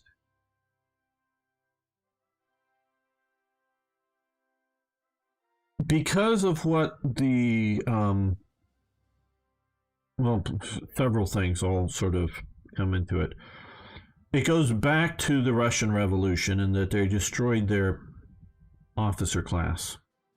Because you have to realize almost every general, almost every German general, I should say, was a veteran of World War I and an officer of World War I. You know, let's think of like Kesselring, you know, who Luftwaffe general, right? Who ends up commanding in Italy. And before that, when Rommel is commanding in North Africa, his commander is Kesselring, because he's commanding the German forces in the Mediterranean. Now, he isn't, other than sort of passing on directives or getting whatever, he isn't really commanding Rommel. And of course, Rommel is ignoring a lot of his orders. And part of the reason not because we can see it already happening. Let me just save this here, be safe. So I'm going to talk a little bit here. Hope it's interesting. We can already see Rommel's ability to move forces rapidly and be unexpected and, you know, be sort of the desert fox before, you know, be the fox before you add the desert fox to it, if you will. But one of the things that makes Rommel the desert fox is because in Malta, they have one of the ultra stations with one of the decoding plants to decode what is being sent by the Germans. Because I don't know how good they are at Italian decoding, but they're definitely very good at the German radio traffic. I forget whether it was the Luftwaffe or the Navy would like send out their orders over the radio and their replies over the telephone in France or something like that. So Britain was only getting like half the picture. But either way, they're getting all of the message traffic because there is no basic telephone traffic. Because a lot of the orders that are being sent over for through the ultra stuff are going over landlines, and of course, fundamentally, the British have no access to that. They only get radio information. And one of the listening posts is in Malta, and they have a full, you know, mini Bletchley Park decoding whatever here, and they're decoding that out and then sending out the information to Cairo, or is it Alexandria? I don't know, wherever the high command is. And it wasn't until Montgomery takes over command in the desert here, and that's him setting up, you know, the El Alamein defensive lines. Does the general commanding the forces even know that the British have the ultra stuff coming in? So I know I'm jumping around a bit here. So before, at times, they were, you know, being sent out, oh, be prepared for this. And like, yeah, how good are the spies? What do they know? What does Cairo or Alexandria or whatever know? When, you know, they're all up in here. Well, it's because they're getting the ultra stuff, but the general in command of the Western Desert Force doesn't even know that ultra exists, let alone that they're getting ultra back here, you know, the decrypts and then whatever they're sending up to the front. They only let the field commander know when it's Montgomery.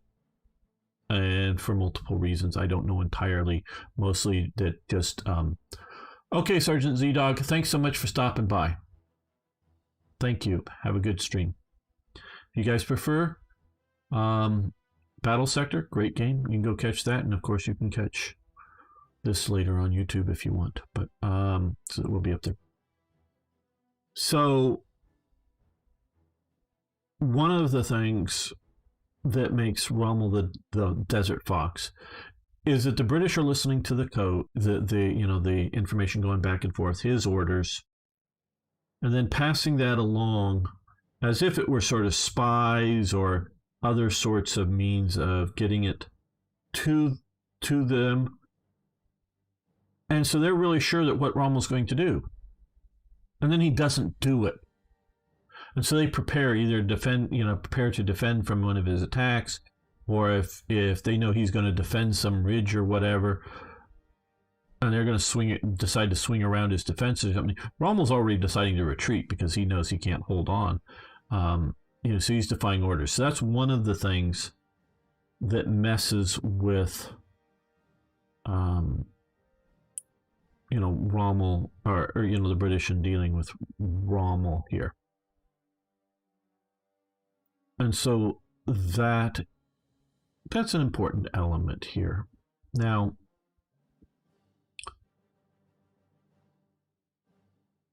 I'm trying to think back. Okay.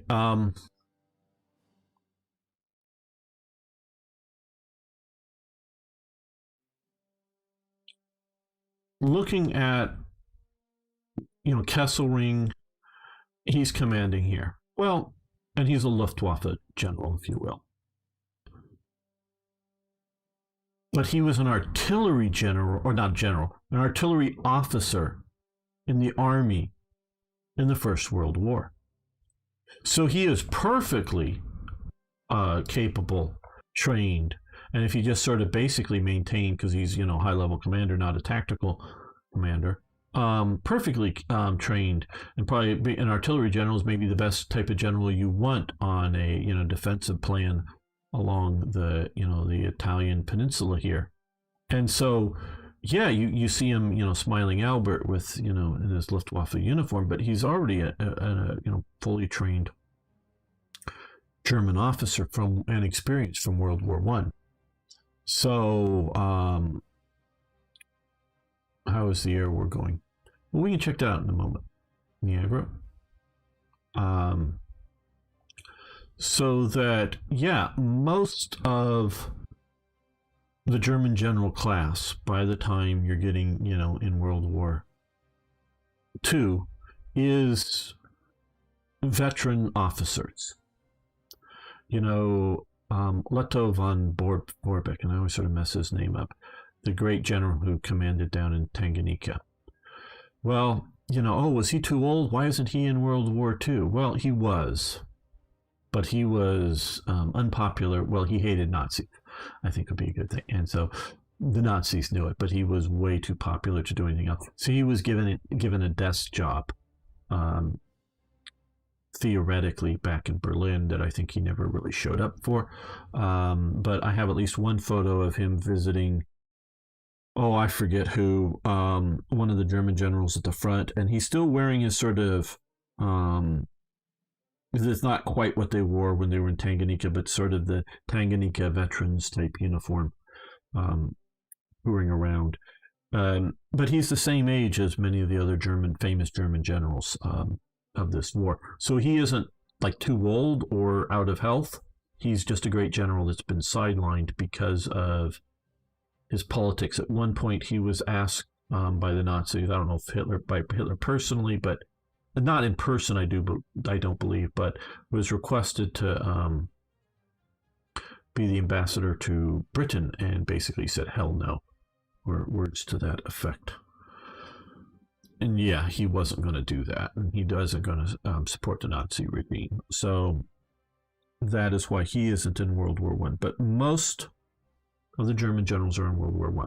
Well, what happens to most of the Russian officer class?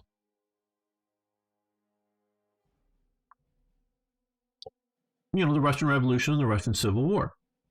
Sure, some of the officer class, probably not too many high-up aristocrats, just because I would suspect even if they decide to like turn their coats and be on the revolution side, the revolution isn't going to accept them.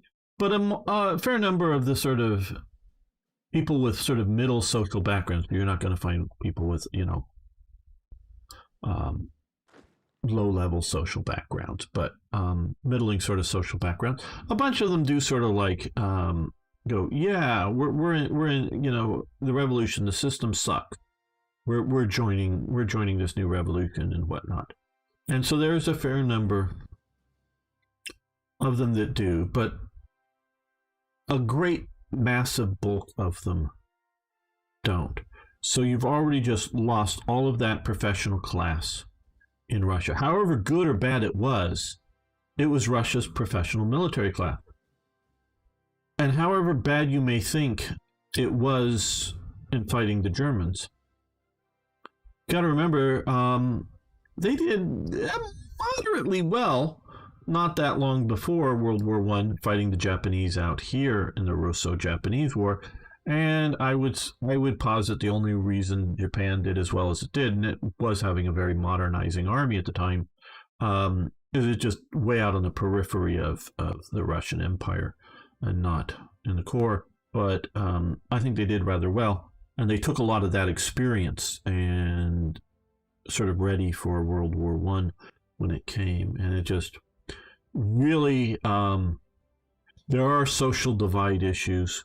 Officers need to be able to connect with their men, but I know, like a good friend of mine, I've had some reserve officer training way back in college, but never been in the Army. So take this for what you will.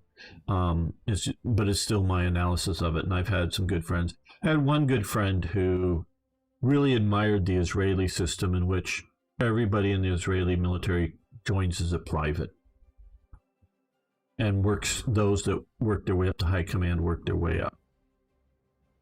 I think that is, now it sort of works for Israel, but Israel's a special case. It's a small nation. It's a sort of special thing. But I kept trying to explain to him, because he was a sergeant in the Marine Corps, and I think a rather good one. Saw some active duty in the Middle East. This was before, Desert Storm 1, first Gulf War, but he had seen some active duty in the Middle East. I kept trying to explain to him, look, you're a sergeant. And he had very low respect for most officers in the Marine Corps,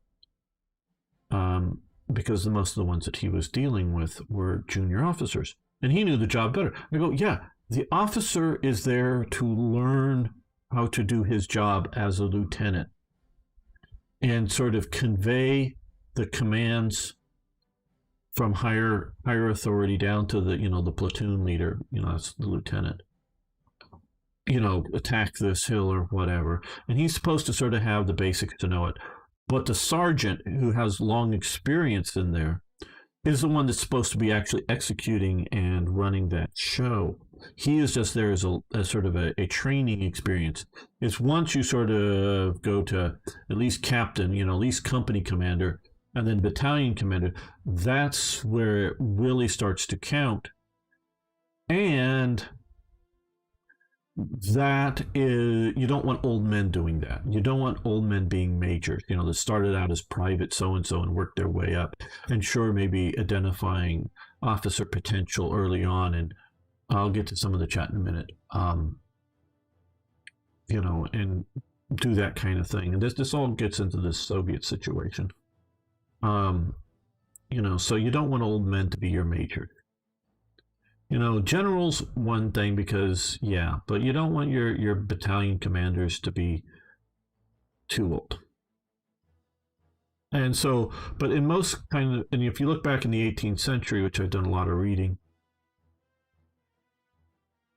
there sort of needs to be a certain level of social distancing between officers and and your enlisted men.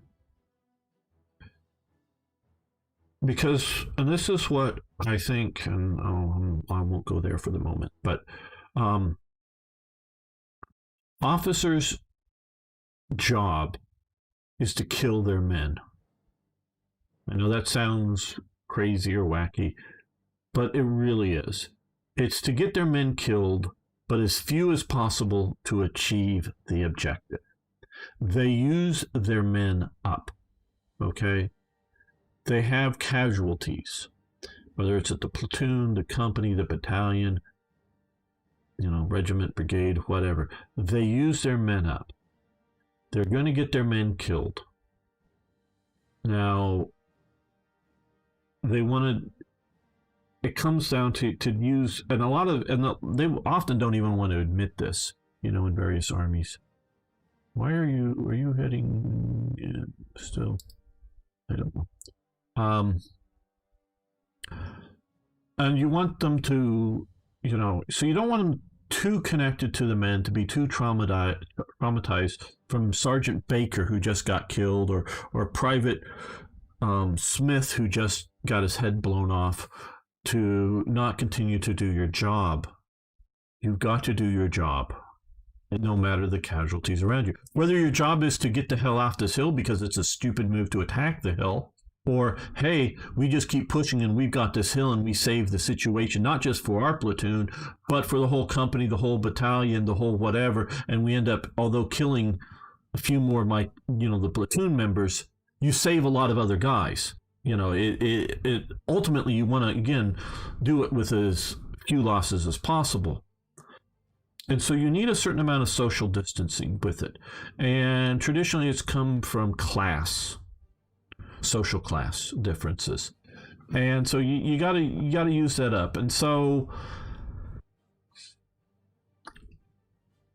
that's an important element, but you don't have the sort of perspective or the training of that so well within the Soviet system, again, because their officers are gone. They the old imperial officers may have been too socially distanced from the men.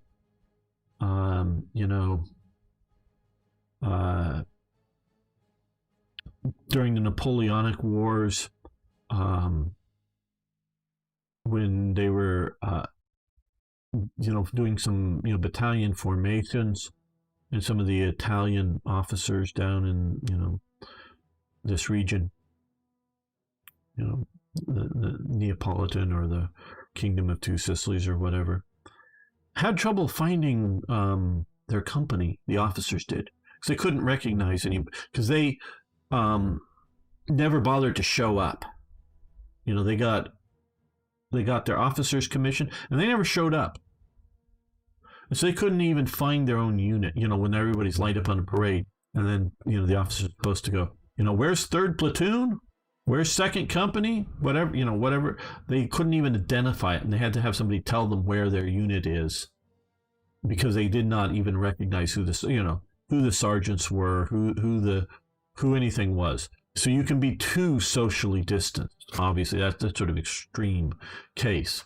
But from a real, supposedly professional military, the Russian imperial officer system is verging not on that extreme, but verging on being too disconnected. And that's part of the reason why I think the Russian Revolution is so successful within the Russian army. But with all of that being said, you lose you lose all the experience, or the great bulk of the experienced officers in the Russian army. One, I know we're a long time to get there. Two, you get a new group of leadership coming out of the Russian Revolution and the ongoing civil war after it to, move forward, absolutely. And they try to rebuild the Russian officer class. Well, okay, I don't know if that's going along well or poorly or whatever, but it's going along as well as it is. But it is also saddled with commissars, which show up during the revolution and continue all the way through. I presume all the way through to the end of the Soviet Union, but I'm not absolutely sure on that. People's commissars, or maybe by other names. And these are political officers And there's similar sorts of personnel are shown up in the French Revolutionary Army. So they go way back. And this is because the political leadership does not trust the military leadership. So you get watchdogs that maybe they can kill you on the spot, depending on time and place, to if they can't quite have the authority and presence to do that, they can at least report you and have you arrested. And you're going to the gulag system or being shot on the spot or whatever. Depends on what they're doing. So you have this crippled command structure already going on through the Russian Revolution, through the Civil War. And then 3 added on top of that, you have the purges that Stalin does. Stalin is afraid of his army. He's afraid of a coup. Whether they think they're going to support Trotsky, or whether they just think, or thinks they may think themselves the next Caesar, the next leader, the military leader take over. Why have a civilian leadership of the revolution? Let's just have a military one. So he fears them, so he takes them out. And so now, because, I'll tell you, to the best of my knowledge, German officers who fail, German officers who are considered unreliable politically or whatever, they're in no life-threatening danger, basically. I don't think they feel any of this life-threatening danger. Again, I brought up in, Vorbeck, the veteran from World War I, he's sidelined through this whole thing and perfectly free to move around. And I'm sure the SS is paying attention to him. Until basically the July plot to assassinate Hitler fails, and then, yes, Rommel's killed and others are killed, some brutally hung and tortured and whatnot.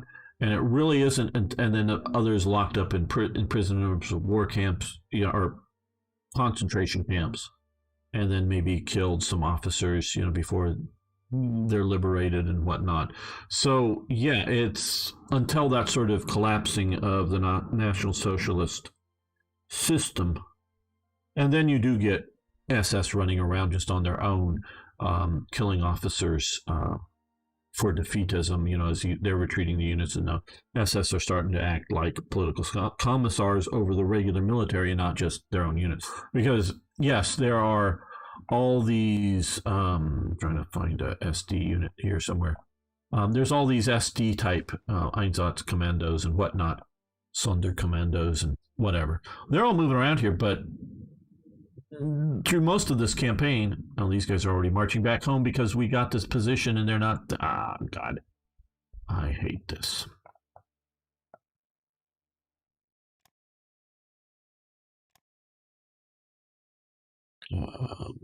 Romania. We're going to give deep objectives this time. Tula, Hungary. Yeah. Italy's still there, fine.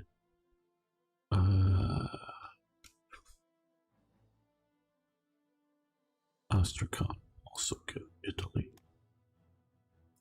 See what the Italians and everyone does with all that. But so mostly, for failure or making, politically inappropriate comments, most of the period, the German officer is only afraid for his job. Where in the Soviet Union, they're afraid for their lives, they're afraid for their families' lives, they're afraid to be put in gulags. There's all kinds of stuff. So this cripples the Soviet command structure. And so, and this all gets back to unit sizes. So at some point in the 30s, I think, or maybe it's 1940 or something, and dealing with I think it is more like 1940, 41, after dealing with what happened, the Winter War. They realize the units are too big. Not that they're too big tactically, setup for most nations, but they're too big for their officer corps to handle.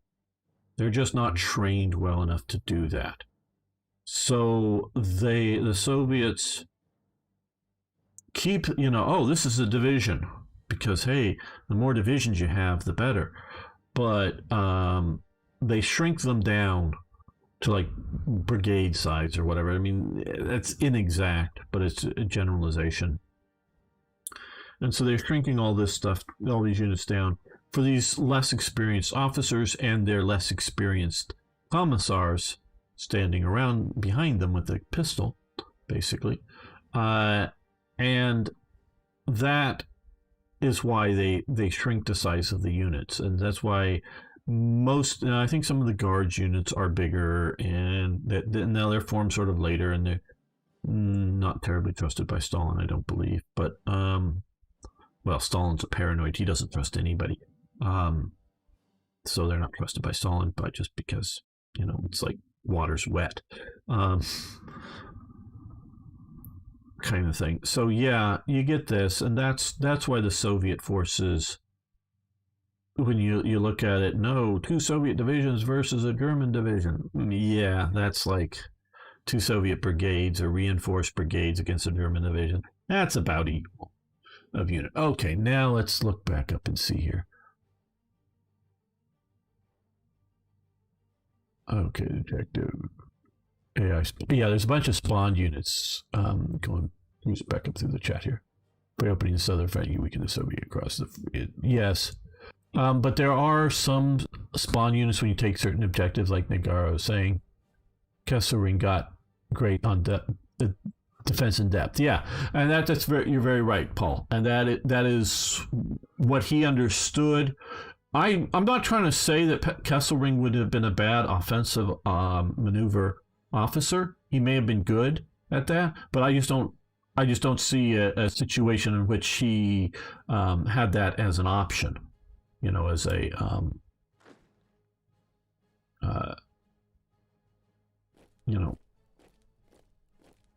campaign option. Really, it was defense in depth, and that's an artilleryman's type of set piece battle, and he got that very well. And the players outmaneuver the AI. One of the reasons I'm not going in here, I think, is that somewhere around here will trigger a big spawn of units. So I'm rather just coming this way and trying to cut all that off.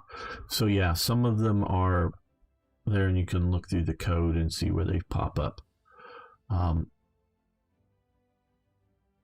You got distance between men and officers can also be created by other means. Yeah, there's other means in social class, but distance between officers and men, absolutely. There was the tradition, though it wasn't 100% kept, that when you in World War II, and I think in other times, when you had for the U.S. Army, they have officers candidate school. Is when they find, often because they're ballooning up the American Army for World War II.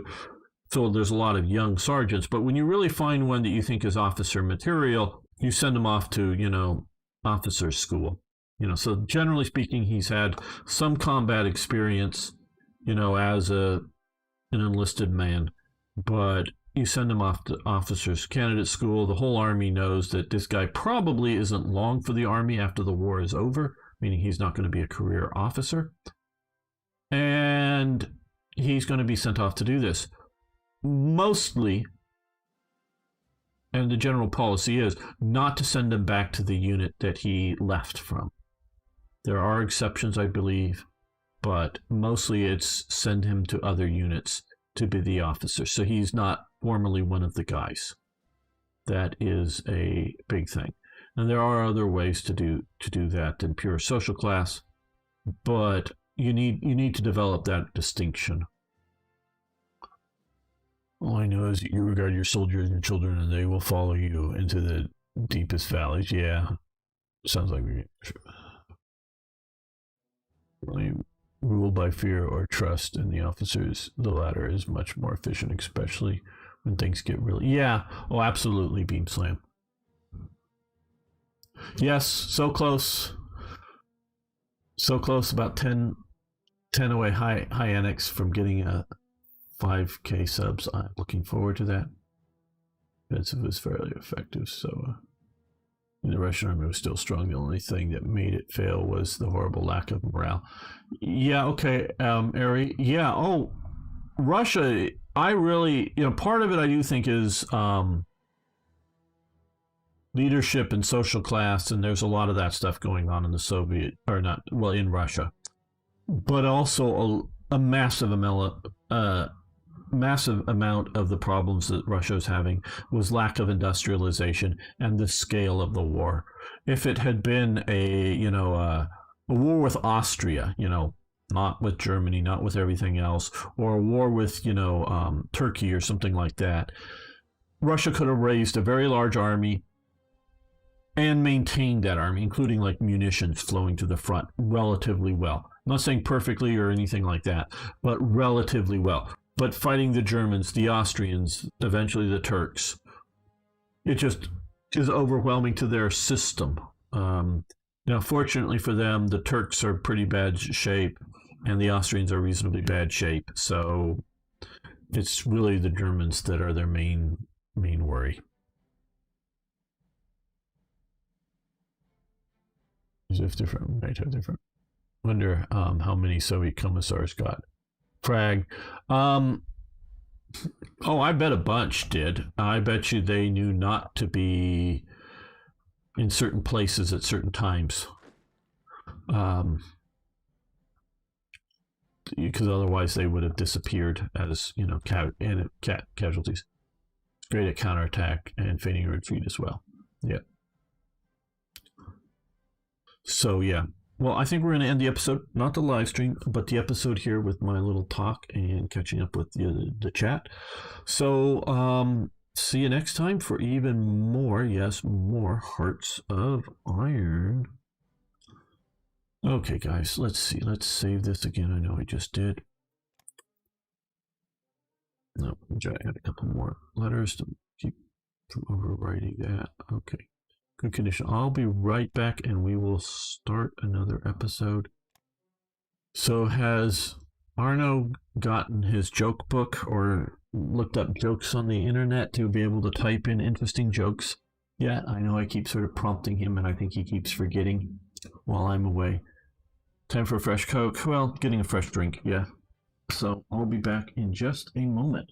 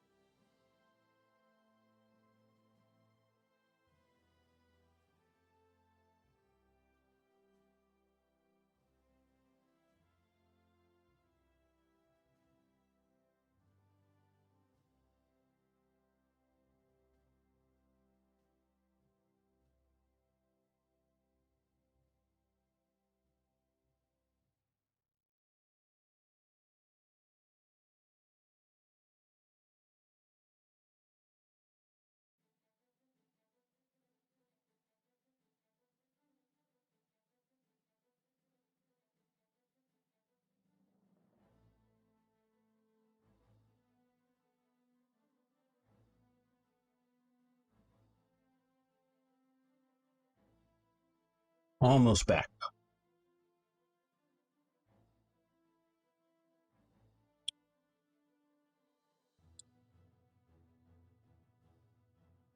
Feel like a pair of barrels.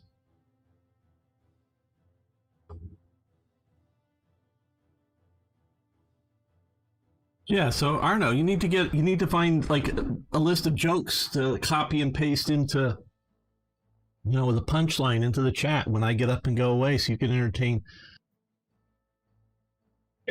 the crew here while I'm away for a moment. Okay, let's just sort of make that green. Well, we'll leave, keep pumping a lot of supplies out.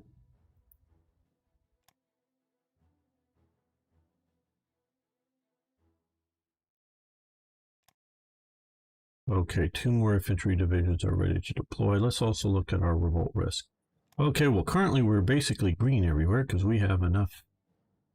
No, not down here, maybe. Okay, but, well. Hey, Victory, how you doing? Historical flavor jokes, Arno. Yeah, okay, come up with some of those, Arno. Well.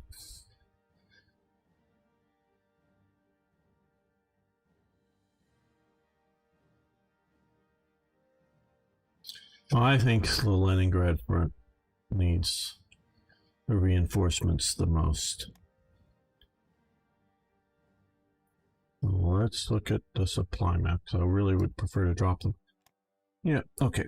In a province with supplies as revolts. Yeah.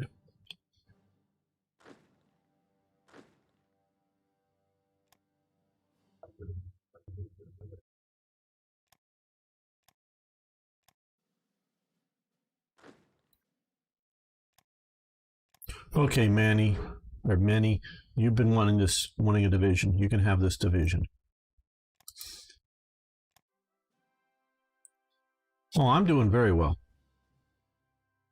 Well, what do you do when a Belgian soldier throws a hand grenade at you? I don't know. What do you do when a Belgian soldier throws a grenade at you?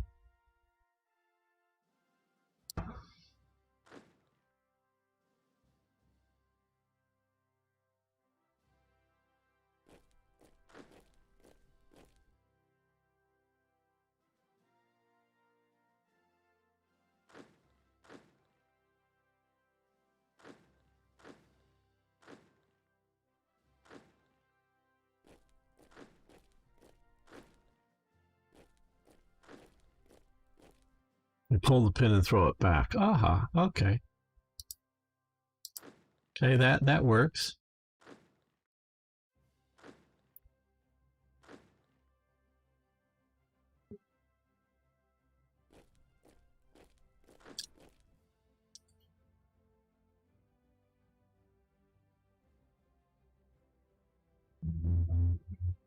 Okay, it looks like we're going to be able to hold that pocket closed, but maybe just barely, but still barely is good enough. You're still, damn, you're forever reinforcing.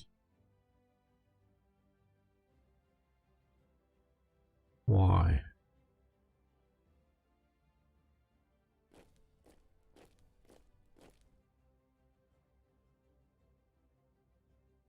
I don't know. Don't know if there's something odd with the division.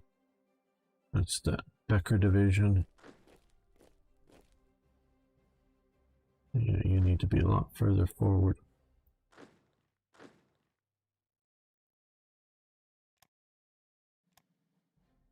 Hey, Rhaegar.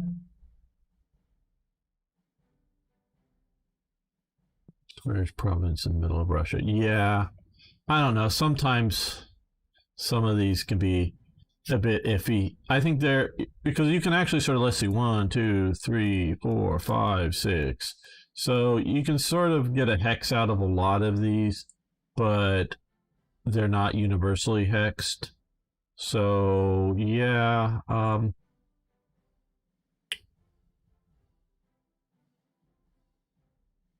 I don't know which is. I think this is better just because there's more province than there is in the Hearts of Iron 4 version.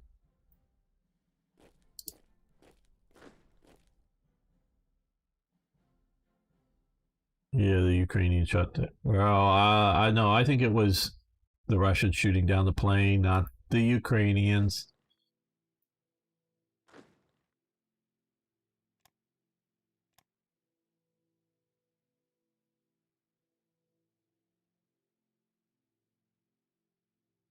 Okay, it looks like we're going to eventually. Okay, well, okay, well, stop flying because you are all beat up. We are no longer going to parachute, so you guys. Okay. Where are you flying your supplies to right now? Here by any chance? No, air supply. Okay, well, we can get to here. Air supply to here. Okay, you can properly rest. So we can air supply to there. But what we're going to do here is we're going to take all of these guys and we're going to fly them. We're going to lose a lot of organization, but we're going to fly them back this way so that they don't fly over. Well, let's fly them to Athens. I don't want to fly them over the Soviet Union and get them all chopped up. I don't think we need to keep flying supplies up here, so they'll also come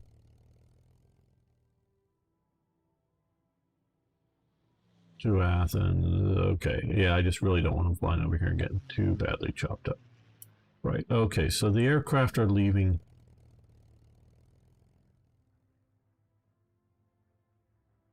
Iran.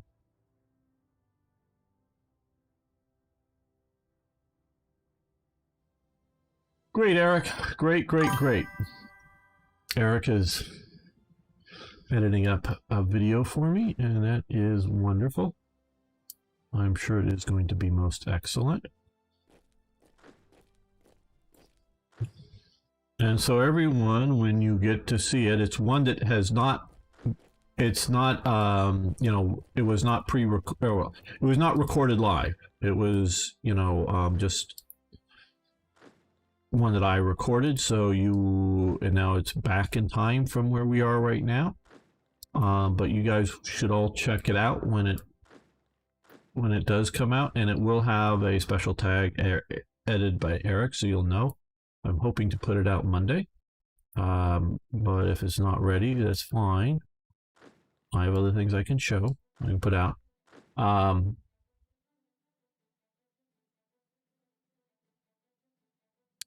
And we would all love your feedback on the idea of editing down my videos, because yes, they can be long, and they're not, the goal is not like to have them like for 10 minutes. That's way too short. But getting them down, cutting them in half or something by getting rid of some of the dead stuff could be really good. And so we want to see what happens with that. Okay, Rommel is back. He's fairly well reinforced, so he could use like a motorized infantry battalion or something to better establish things. Okay, well, I think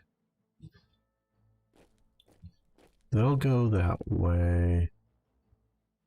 These guys will come up here. Come here. These guys will have to head back to here. Hopefully well supplied, well enough to keep moving quickly enough. Yeah, that's great, Eric. That's great. 30 minutes or so, that's cool. Yeah. And so, because people, you know, want to see what's going on, and I also, because, you know, even if you like include all the important things, cut this down to, you know, 10 minutes. How many days is it going to take, you know, to get through all this stuff? but editing is a process that takes more time than making the videos. And with all the videos I make, I just quite honestly don't have the time. Okay, so that's a lot of the basics moves I want to get done before letting the clock go ahead.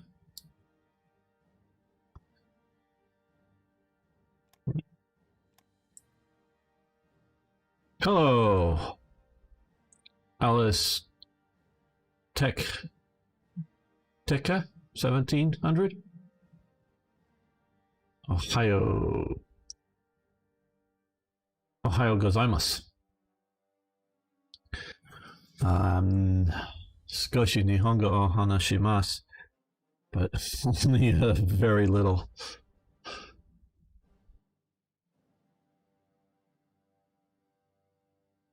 Boy, 3 Pog. Yeah, I like it. I like it. Hearts of Iron. Panzer layer. Well, infantry regiment layer. Go in. Attack there.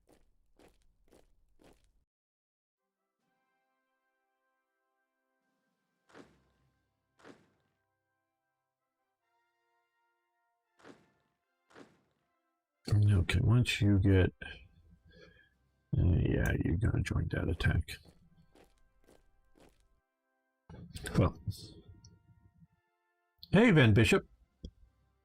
Do you know what was the most childish fleet in human history? No, I don't know what the most childish fleet was in human history. Well, let's start making an episode.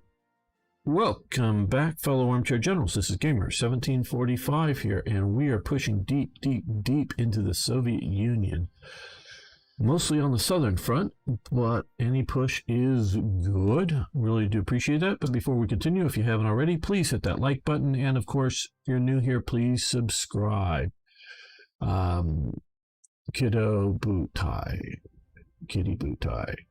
Okay, I'm not quite getting the joke. Yeah, kitty, yeah, childish. Okay. Now you're okay. Well, you're being now. I think they were already weakened. Being hit by a lot of units. You're reorganizing your. Okay. Well, let's get you across the river here.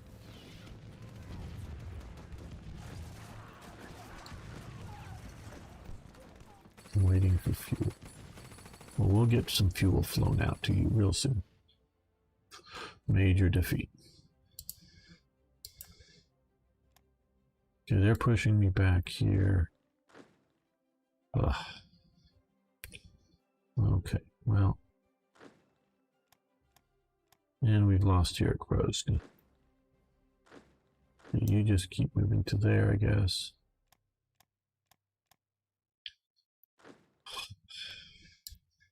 Is this doom for the Wehrmacht? Have we overextended ourselves?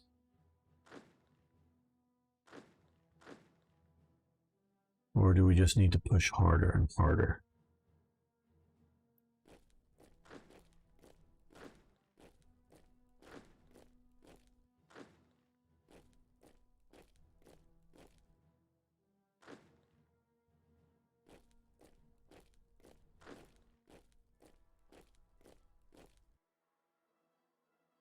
Yes, I like this better than Hoi 4. I do like Hoi 4. I do continue to play that game as well.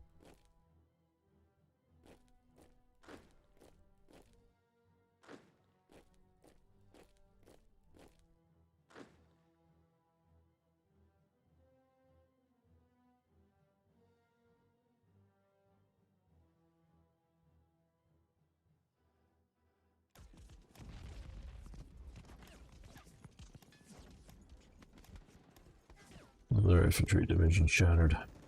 Lovely.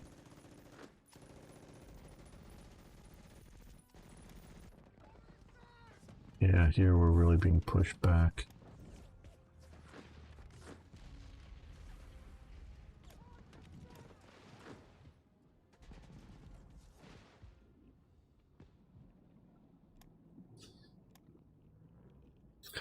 Yes, I did notice that beam slam, and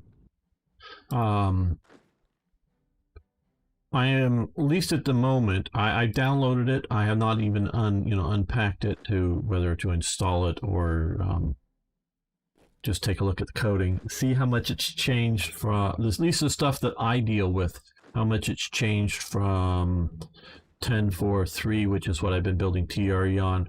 This will likely mean a, Duke, you better stop. You're going to be counterattacked. So you go up there. A delay in getting TRE out. I don't know how big of a delay, but a delay nonetheless, I would say.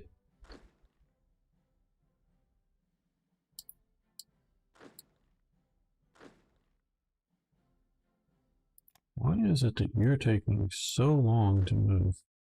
Just like that.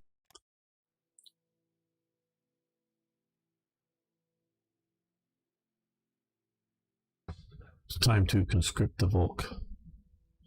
Well, we still have 960 people, so it's not that bad manpower-wise, so...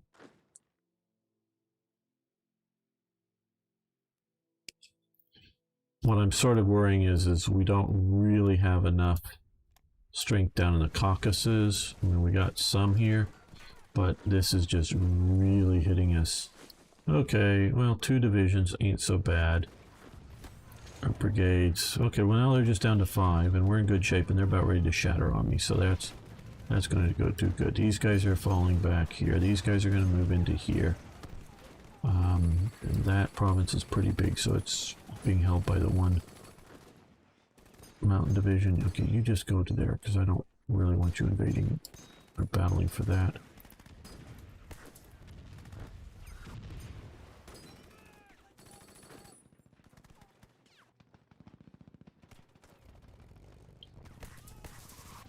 What was, wanted to see. Well, one thing, let's check out how Asia's doing. Okay. Britain's holding out along the Burma border, it looks like. Japan is still sort of stalemated here in Sumatra. Cleaning up a bit in Borneo. Pushing out some more in the Philippines. Still just sort of sitting here in the Solomon Islands. The rest, they've actually lost what footholds they had in Java. And what, air war, how the air war is doing. That's right. Okay, well, we can see here, I guess there was one bombing up here, but mostly air battles. So that's how that's going, and a lot of bombings I've been noticing on the Eastern Front. We do not have enough air power here, and I am not using my air power well against the Soviets. So that would help a lot. This to me, and I've been wanting to do I'm planning on doing a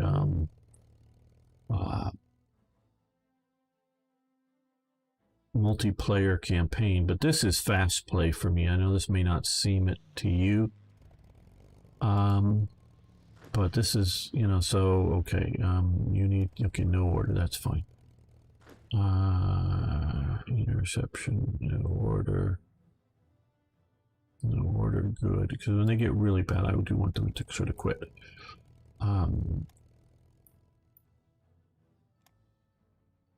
wish it was like this for Void 4, that I just put them in an air base, give them an area of operation, not just one of their air zones, but multiple from able to operate in multiple air zones as needed.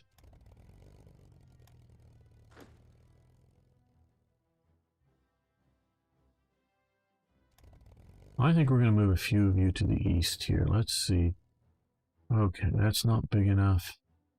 Best if we can put them in a, okay, there's way too many units there.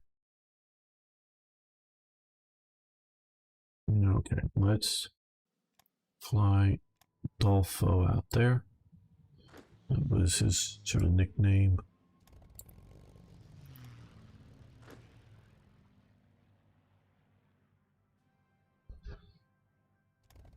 Yeah, we can move you maybe to here. Yeah.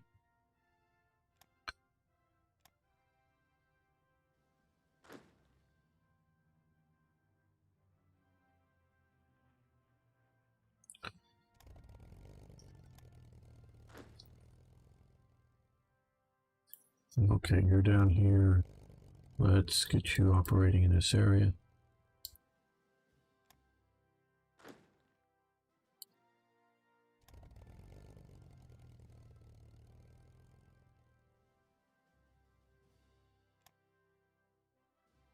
Best to move them to an airbase that has supply. Are pushing too much into China. I'm pretty sure they defeated China in 39. Yeah, well, actually, right, yeah.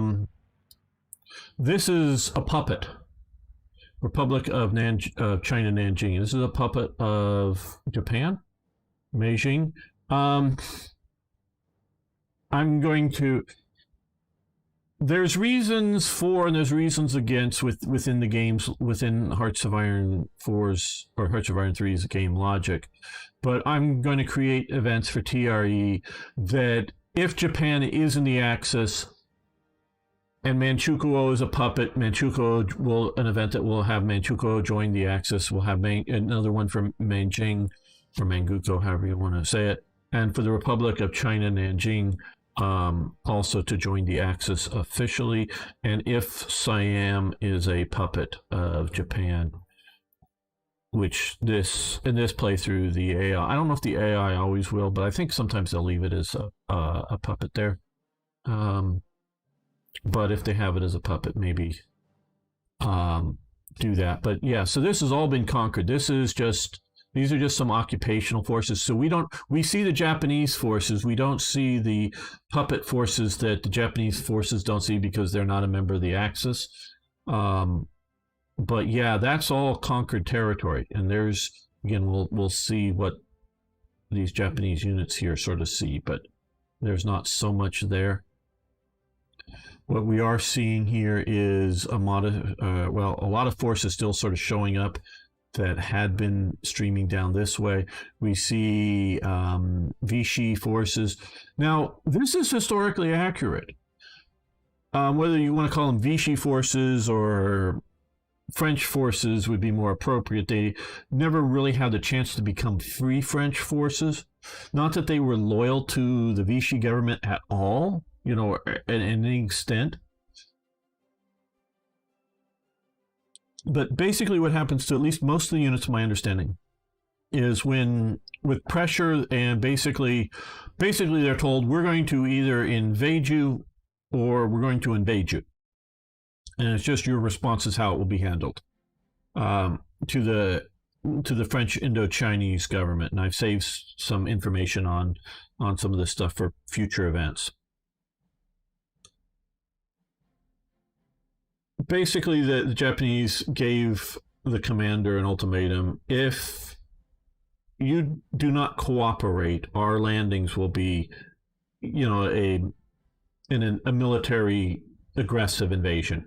If you do cooperate, we'll come in here. We will not. Basically, I don't even think they disarmed the French soldiers. All your soldiers get to go back to barracks. They get to hang out in the barracks. They are not, to the best of my knowledge, until the end of it, they're not treated as prisoners of war. It's just like one of the sad things. There's hundreds, if not in the low thousands, probably in the low thousands of Russians that either are officially part of the Manchukuo army, or even some of them are part of sort of, not mainline Japanese army, but maybe a bit more auxiliaries to the Japanese army, because some of them are formed around Shanghai area, so they would not be part of the Manchukuo and puppets. But some of the units are in the latter days of the war are just brought out onto the parade field and machine gunned down. The Japanese don't even leave the Russian collaborators alive.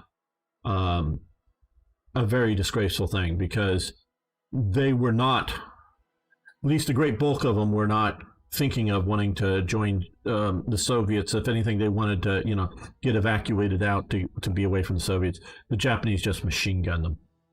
I don't know what. Well, I don't know, because yeah. But yeah, most of them, the French forces are just left in place in Indochina throughout the occupation. I think some might have been evacuated earlier, or whatever, to Madagascar, but most were still there. So this is actually quite. I don't know if quite the strengths are correct, and they are. If you notice, they have zero strength because they get zero supply here. Maybe they'll get a little better if. Or when, and there's also these French Vichy force naval units. Vichy joins the Axis, but they don't. How can Japan defeat China in 39? Okay, the reason China is meant, and I put all just. I had all of the different fronts that during started all the different China, Japan, Britain, Western allies, whatever, as sort of normal difficulty level. The game is designed, or Black Ice is designed for Japan to defeat China, the AI Japan to defeat AI China. Because if it doesn't, Japan will focus all of its efforts on China. It will focus all of its production on ground troops to fight the war in China. And it will strip away all of its defensive forces, what you might be homeland defensive forces, and defensive forces sitting out in some of these islands that have nothing, that should have something here, should have some brigade, some stuff. Now, some of these are only here, and what they do, if you don't realize, there's a tech here. Where is it? No, where is it?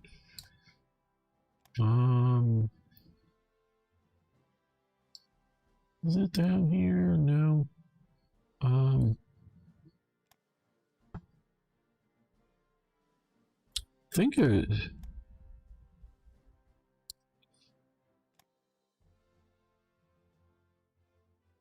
There should be a garrison tech somewhere here.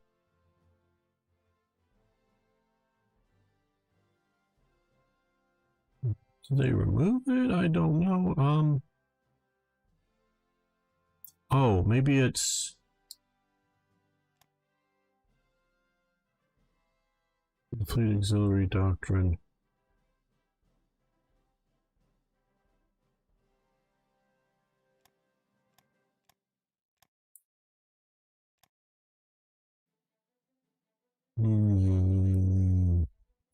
This is making me look embarrassed because I can't find it.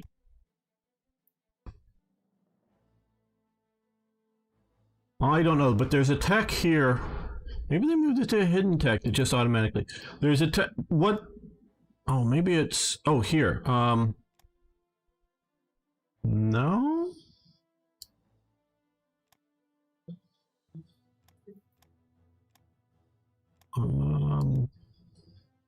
There used to be a tech. Maybe it isn't here anymore. I don't know.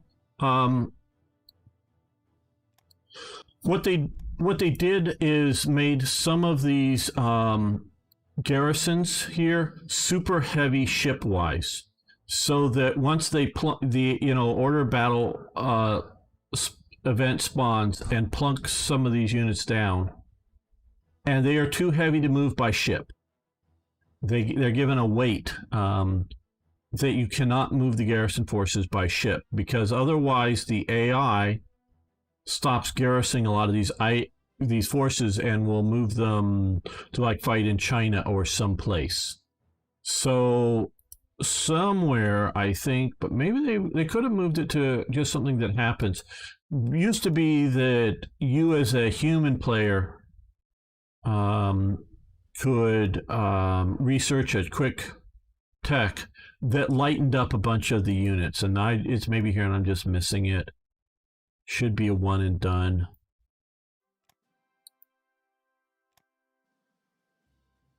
Marine garrison deployment capacity. Yeah, that's the one. Wherever it is, I don't know what. I probably missed it here. Yeah, wherever it is. And that just lightens the units up to be able to move them. And because it's not just the Japanese, but it's primarily the Japanese that they do. Now here we can see a huge bunch of, because all the 55, 40, those are 38, those are HQs for, I guess, garrison divisions. Because I don't see any. Oh well, no, there's five. There's 5 infantry divisions there, and there's just 3 garrisons there with some heavy artillery. But to keep the AI from moving them off some of these islands, it's sort of forcing them to defend it.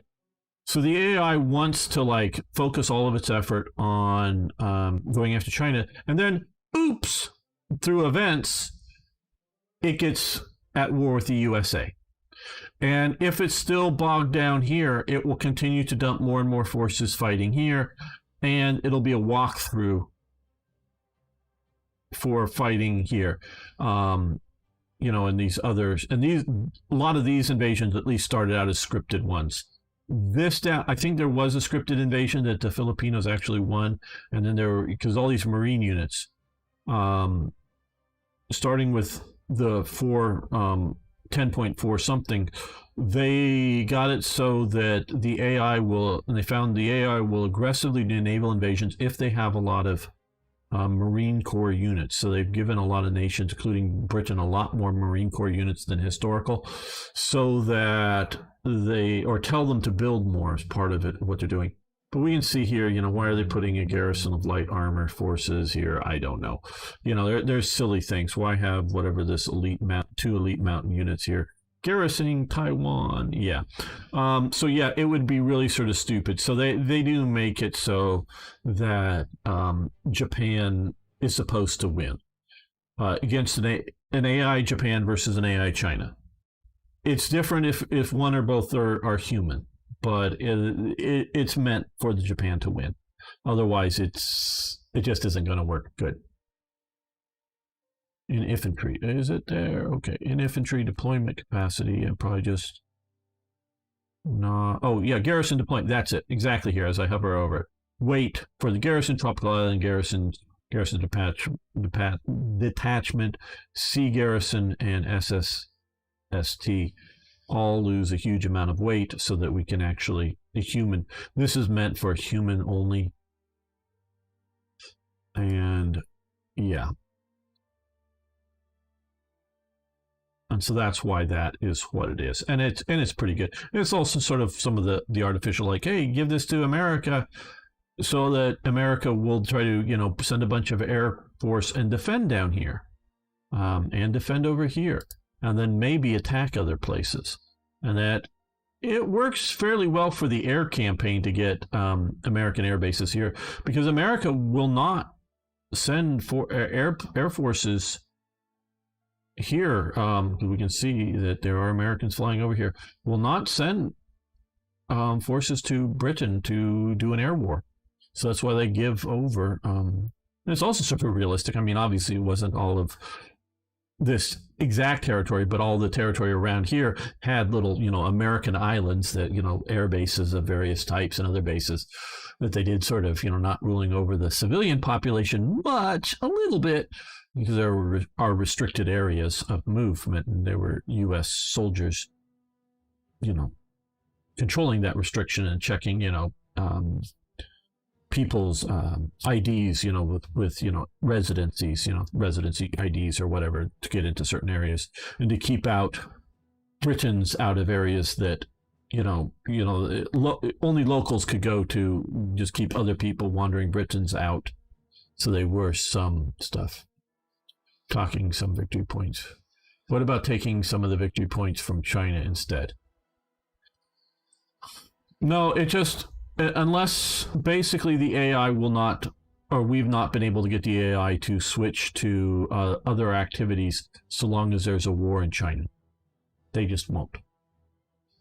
So,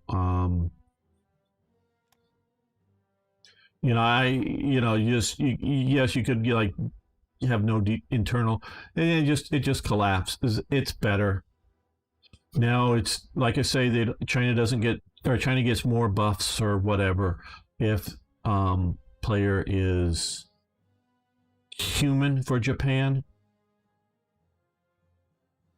I still don't. I took it down. You know, you can see my old Japan playthrough before going after other places. So yeah, it can be done that way. It's a hard thing to balance with China. It really is. Okay, you're falling back. Okay, your attack is going to have to stop. Still going to pursue that attack. You guys here. Okay, did my air make it here yet? No, they're still coming. Okay, pause. The force is under attack. Yeah, they're kind of... Okay, submarine torpedoes have advanced. Very nice. Yeah, I guess that is that one done. And so, as you can tell, I really do like some of the special rules and conditions for things that Black Ice does. Okay, what? This was the push here. Was that part of it? Okay, fall back, since you're not getting support from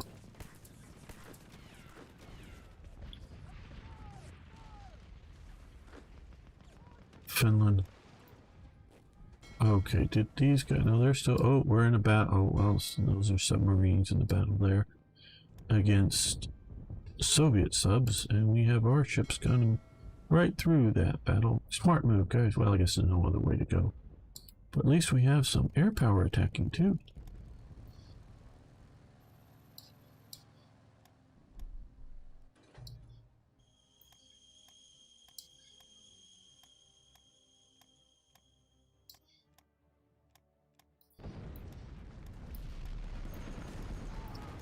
Yes, they're pushing on us.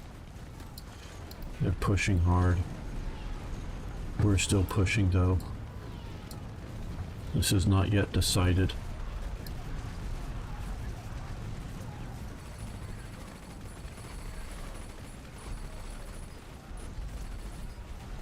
The pocket will hold.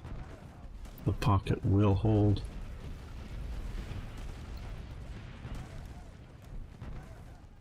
Spain, you like energy. Certainly, you may have energy as much as you want. They're coming in. Like I say, the pocket will hold.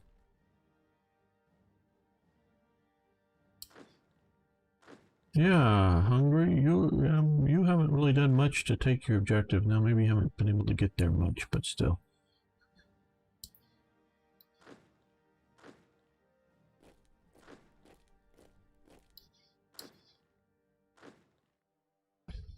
Okay, well, I think a southern flanking push would be a positive thing.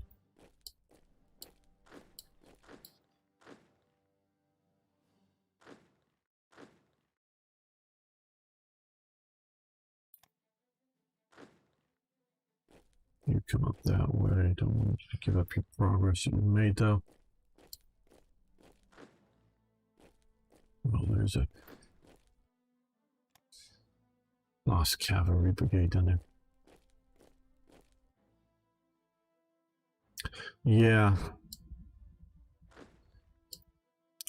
China's a difficult thing. That's true. Go after their subs. Fine. Okay, yeah, you're still going back there, but oh shit. You know, let's come to here instead. Maybe you'll move faster. Maybe you'll have more fuel. I don't know. Okay, good. They did get there. And have gotten into the frontline action, so they're going to hold that pocket. Yeah, our forces are under attack. We know that. Okay, you're pushing into there. They're trying to push out to there, but that's fine. That won't be much of a problem.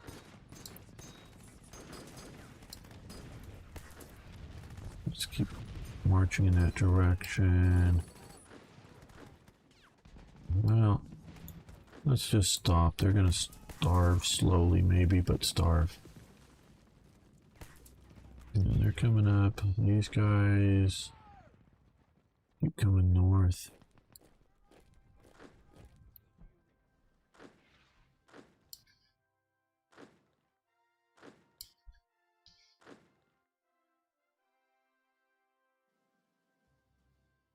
Okay, we've got a lot of forces shifting around here. So what we're going to do here is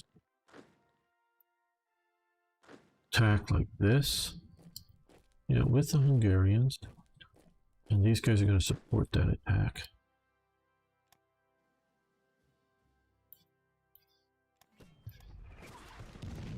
Did you try to follow the historical plan for Operation Tower? No, I did my own thing. I took, well, Uganda ran into the Axis, including Afghanistan, and I pushed out the Africa Corps plus more armored forces and some mountain troops and whatnot up in the Caucasus. So I did that, and I did a naval landing in Crimea before the Germans were anywhere near it. And so I'm doing some of my own stuff, and I started in 42 instead of 41. So I started, what was it, May 42, and we're in June 42 for our invasion right now. Well, let's move you down this way just to block out their retreat. You're not strong enough to attack them, but defense maybe.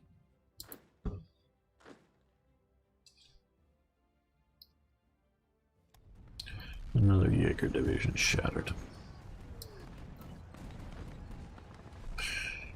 Maybe I should just build these things stronger, or maybe I'm attacking into too big of strength. I'm not sure. Gibraltar. Well, okay, the situation with Gibraltar is I should do another. I have a fair amount of forces here. They... Oh, no, never mind. I was thinking about attacking earlier, but look at... They reinforced. They got their reinforcements through my air.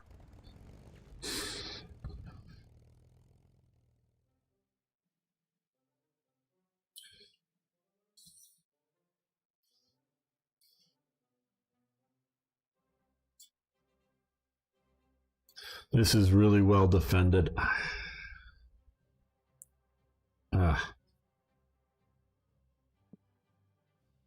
Yeah, not enough time. I could have sent in another could have tried another invasion, but we had a lot of Soviet submarines moving around in this area, and these forces just don't have any anti-submarine capability. But yep, absolutely, Ultra did it. Now what happens? Okay, I am not sure of the conditions for the scripted invasion for Operation Torch, you know, the North Africa landings. I think they'll go on so long as Britain holds Gibraltar. I'm not sure if they required Malta ownership. Germany got Malta for some reason. Can't hardly click on it here. Still little icons on this island. Yeah, is under German occupation, but for some reason Italy decided to send in some forces. Now, the fascist militia brigade, I'm fine with being there. Actually, that's quite helpful. But the proper infantry division would be, it looks like a motorized infantry division. Well, semi-motorized or something, I don't know. Would be better off somewhere else. Unfortunately, well, we've gotten some forces moving to the Eastern Front, which is sort of nice. What I'm going to do is I'm going to leave these guys here. You know, there's some pretty decent fortress attacking forces, but as soon as I can get... and let's see, diplomacy. What are we doing? Okay, they're being influenced. I thought so. They're being influenced by Italy, and they're mostly moving towards the Allies currently. I don't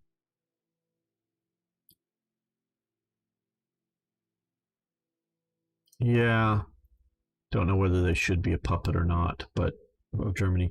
But I will have, I think, a chance to actually get them an active participant puppet once the torch landings happen.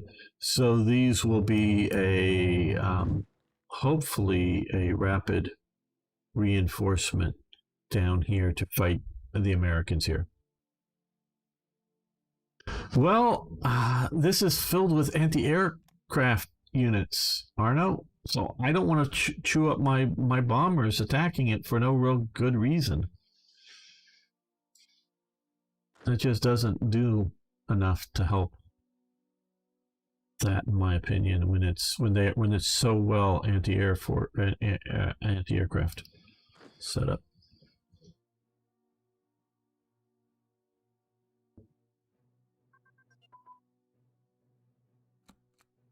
Okay, there, keep attacking there.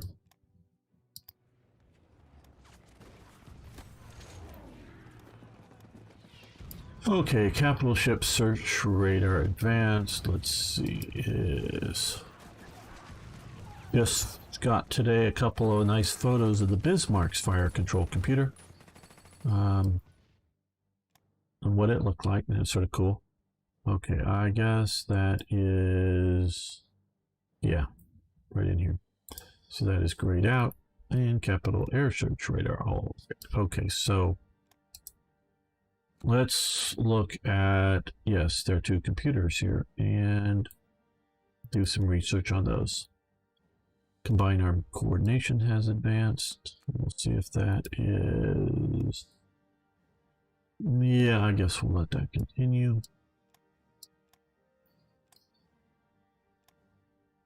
Yeah, we can shift some of the production around.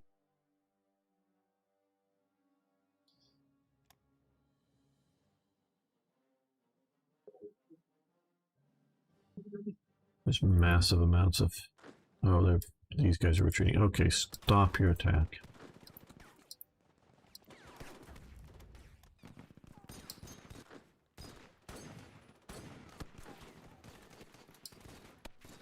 Come on, guys, get across this damn river. I need you to get that port. We had the port. I know we lost the port.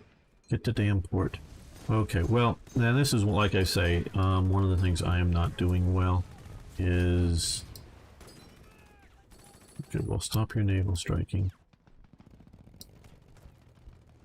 Stop your naval striking. Stop your naval striking. Is managing my air power. They're almost gone. So stop. Okay, well, you're in good shape. So let's fly you down here, because had I been bombing for that river crossing, that would have been immensely helpful. Probably have done it by now.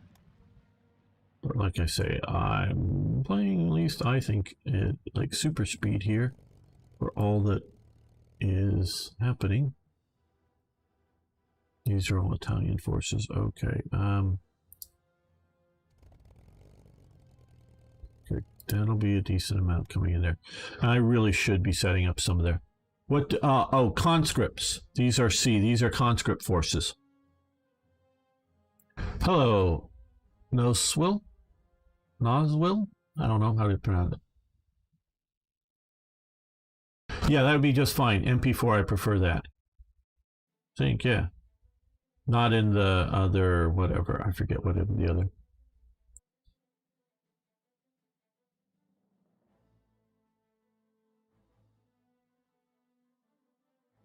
Battleships to pound the fort.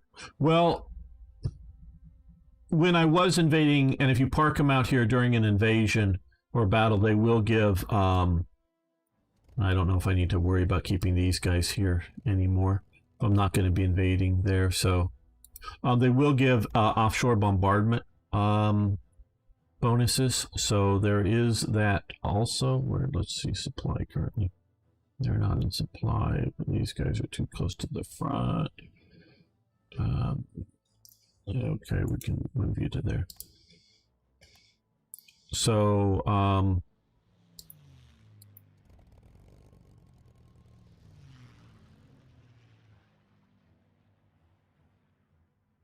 let's move you to here. Well, there's the NKVD, which are some of the border and internal security units that are here. You see with the hammer and sickle, I believe. There's a bunch of those. Yes, good luck on the render. Thank you so much for all your work, Eric. Well, yeah, I'm planning on. I want to move much further than the Don River. I mean, just the next. Keep pushing further. We're at the Donets here. We want to keep going, but things be tough. The problem is if I fall back here. Okay, well.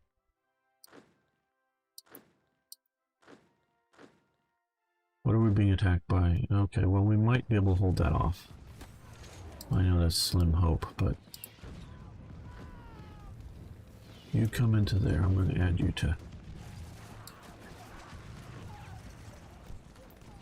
attack them. Yeah, Moscow, Leningrad, Stalingrad. Want to get all of those things. Okay, well that's better. Okay, guys. All of you come to here. Germans can supply this better. I know they're out of supply right now, but when I'm sending them back to here, I guess Romania just doesn't have enough fuel. And so trying to base it out of there, it's just really sucky. I don't know if you wanted to halt your offensive to let your army build up a bit more. I'm sure the Russians... Okay, well, I really think if I slow down, I don't know that I can turn things around. A lot of my strategy is to just keep pushing and keep the enemy off balance, and I don't know that I'm doing it well enough. I'm not doing it well enough, I guess I should say.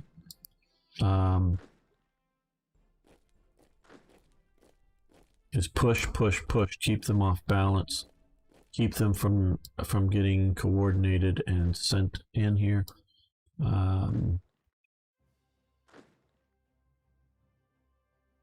Did you ever stop currently reinforcing?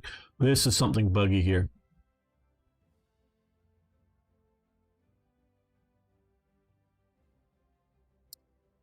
Cancel current order. Don't reinforce.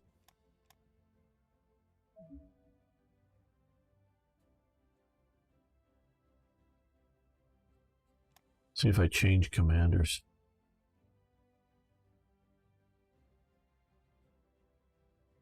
I don't know, would that do anything? Nope. Don't know why that's doing its thing. Okay. And so I really need to keep pushing.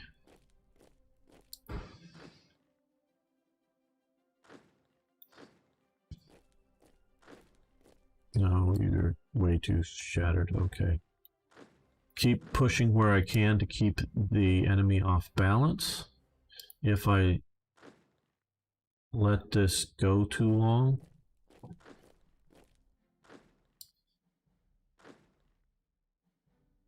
then we have problems.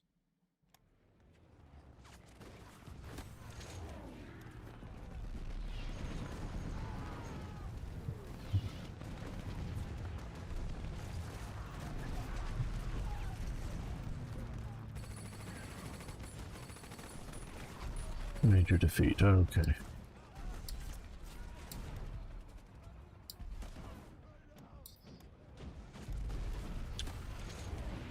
Now that we have, okay, well, you're not there yet, you're not there yet, you're just still coming there. Okay, another division shattered.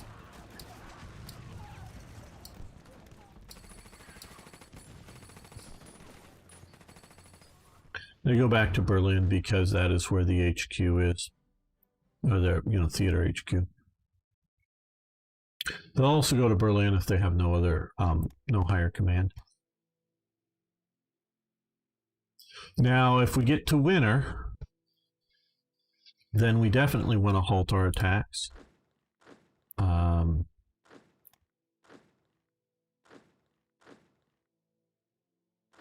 you fall back to there.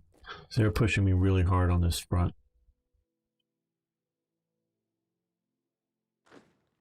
Because we're losing that province. You keep coming to there.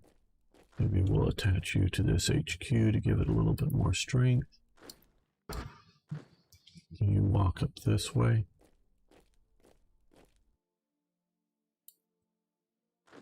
Well, okay, keep your progress from there and keep moving that way. So yes, keep moving that way.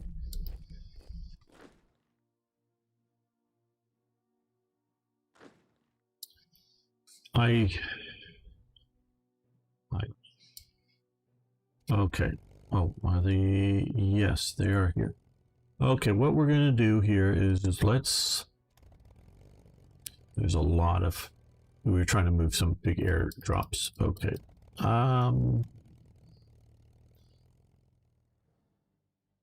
Yeah, I guess 4 is fine. And we'll even let Hans Omler take over. Okay, this is where they're supplying. This is where this unit is supplying into. So we will rebase to here.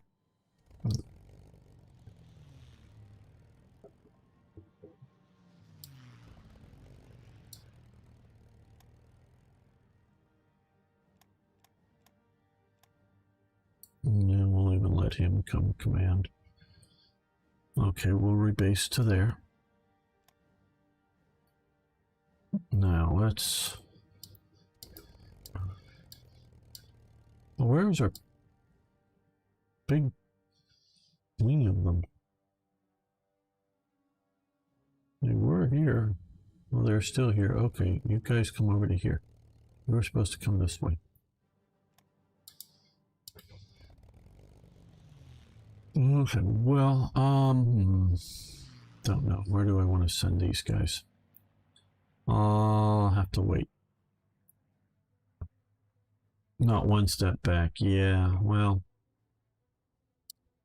I'm not quite in that job. Maybe only a little bit of one.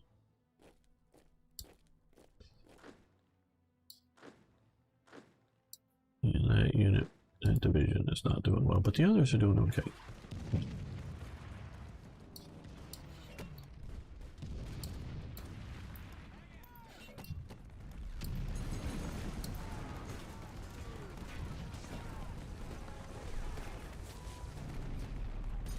Okay, are you here? Yes, you're here. Okay, now. No, not port strike, ground attack. Port strike may be cool, but we want you to ground attack. And yes, things like this I should have been doing from the beginning of some of these operations. When you play and you're not trying to talk to people and do other things, you can hopefully do better. So yeah, now we can pound the forces there. That will help. And river attacks particularly I like to use and should have done through this whole campaign better. With, you know, when you're river crossing attacks, use air. Something like coming after Moscow or Leningrad, the sieges. I'm not saying it's too effective as what it should be, but it really, the anti-air really does mess with your units. So that is a thing to consider. What you're doing here.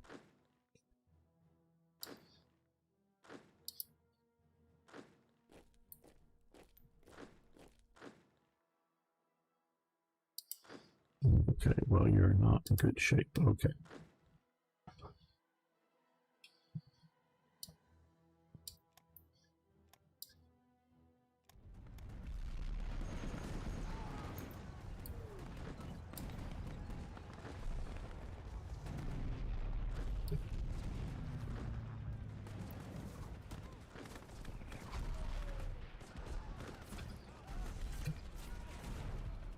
All right, well, that's good. Oh, okay, well, off the Finnish coast, because we were moving the forces up to here. We've had another battle. We lost one transport liner and a motor torpedo boat. Took out a lot of forces there.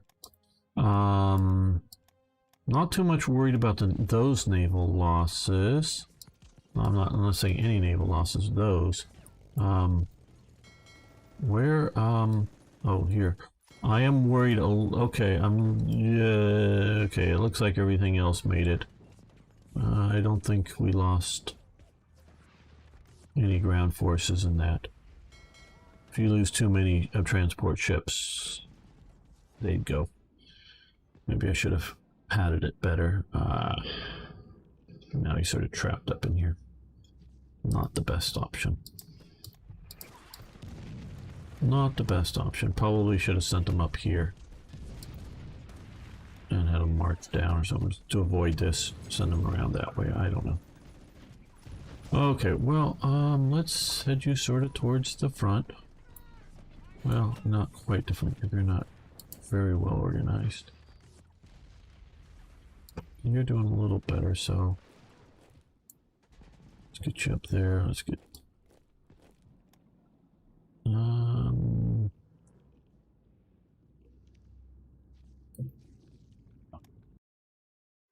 you're going in another direction, so that won't be a good idea.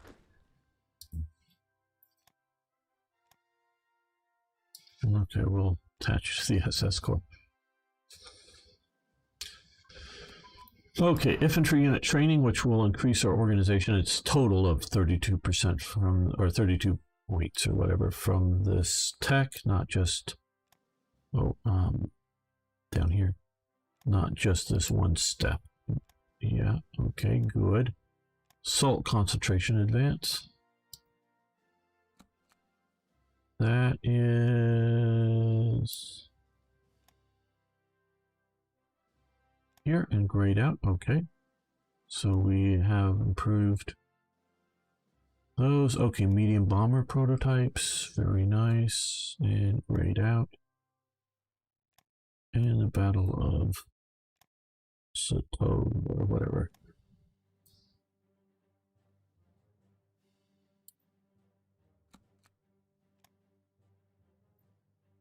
All right, well, we're doing fairly well. We're still keeping a lot of stuff in production, though we've gone down on a lot. This, pumping it up to, you know, we only need 50 supplies, is really helping, particularly in the fuel area. So keep that in mind.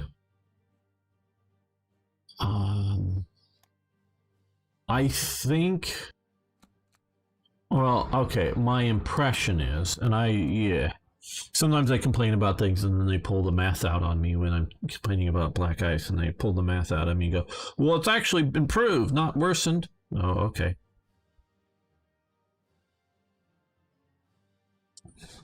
But my impression is that we're not getting as much fuel processing done as we used to for whatnot. Not oil, because obviously we have, at least currently, enough oil. And I know where to get a huge amount more if we need more. So oil is not the problem. It's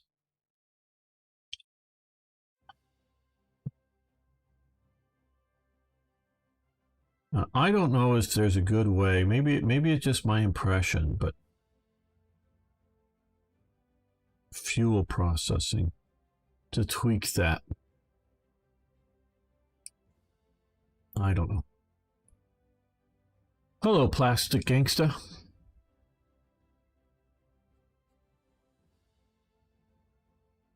Oh, I played both. Played lots of and this is, the mod is Black Ice 10.4.1. They've come out with a newer version just last few days. So yeah, and if you want to check out my YouTube channel, you can just scroll down, and there's a link to it, and you see a lot of the videos that I've made playing this game as well as Hoi 4 with various mods. Okay, let's look. Industry, no, nothing we can do yet that we're not already doing. Make sure we're doing these correctly.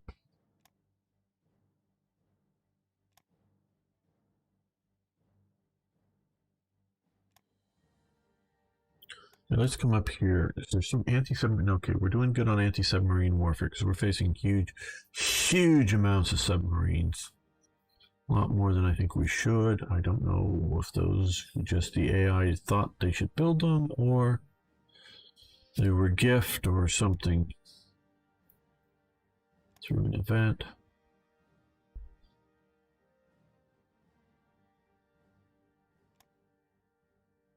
Well, you know, we still don't have enough supply or spies, so let's reduce leadership and move it more to spies because we got enough stuff done.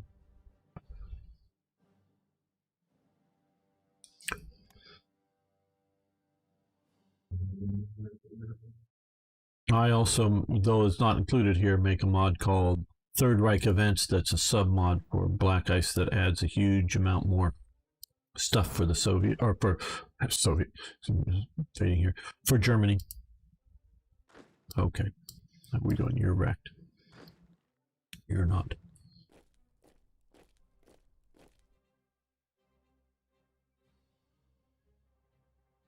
Okay, yes. That shattered. They're attacking there, they're attacking there. Of course they are. They're always attacking there and finding that it's not good odds, so they stop attacking there.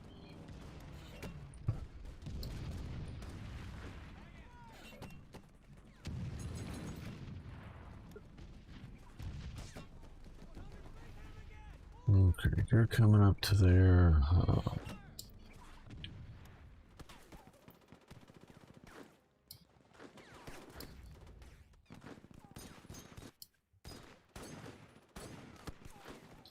I haven't played either of them, but I've watched a lot of Hoi 4 and I own the whole. I almost bought the entire package on Steam the other day and then thought I should at least get around to playing Hoi 3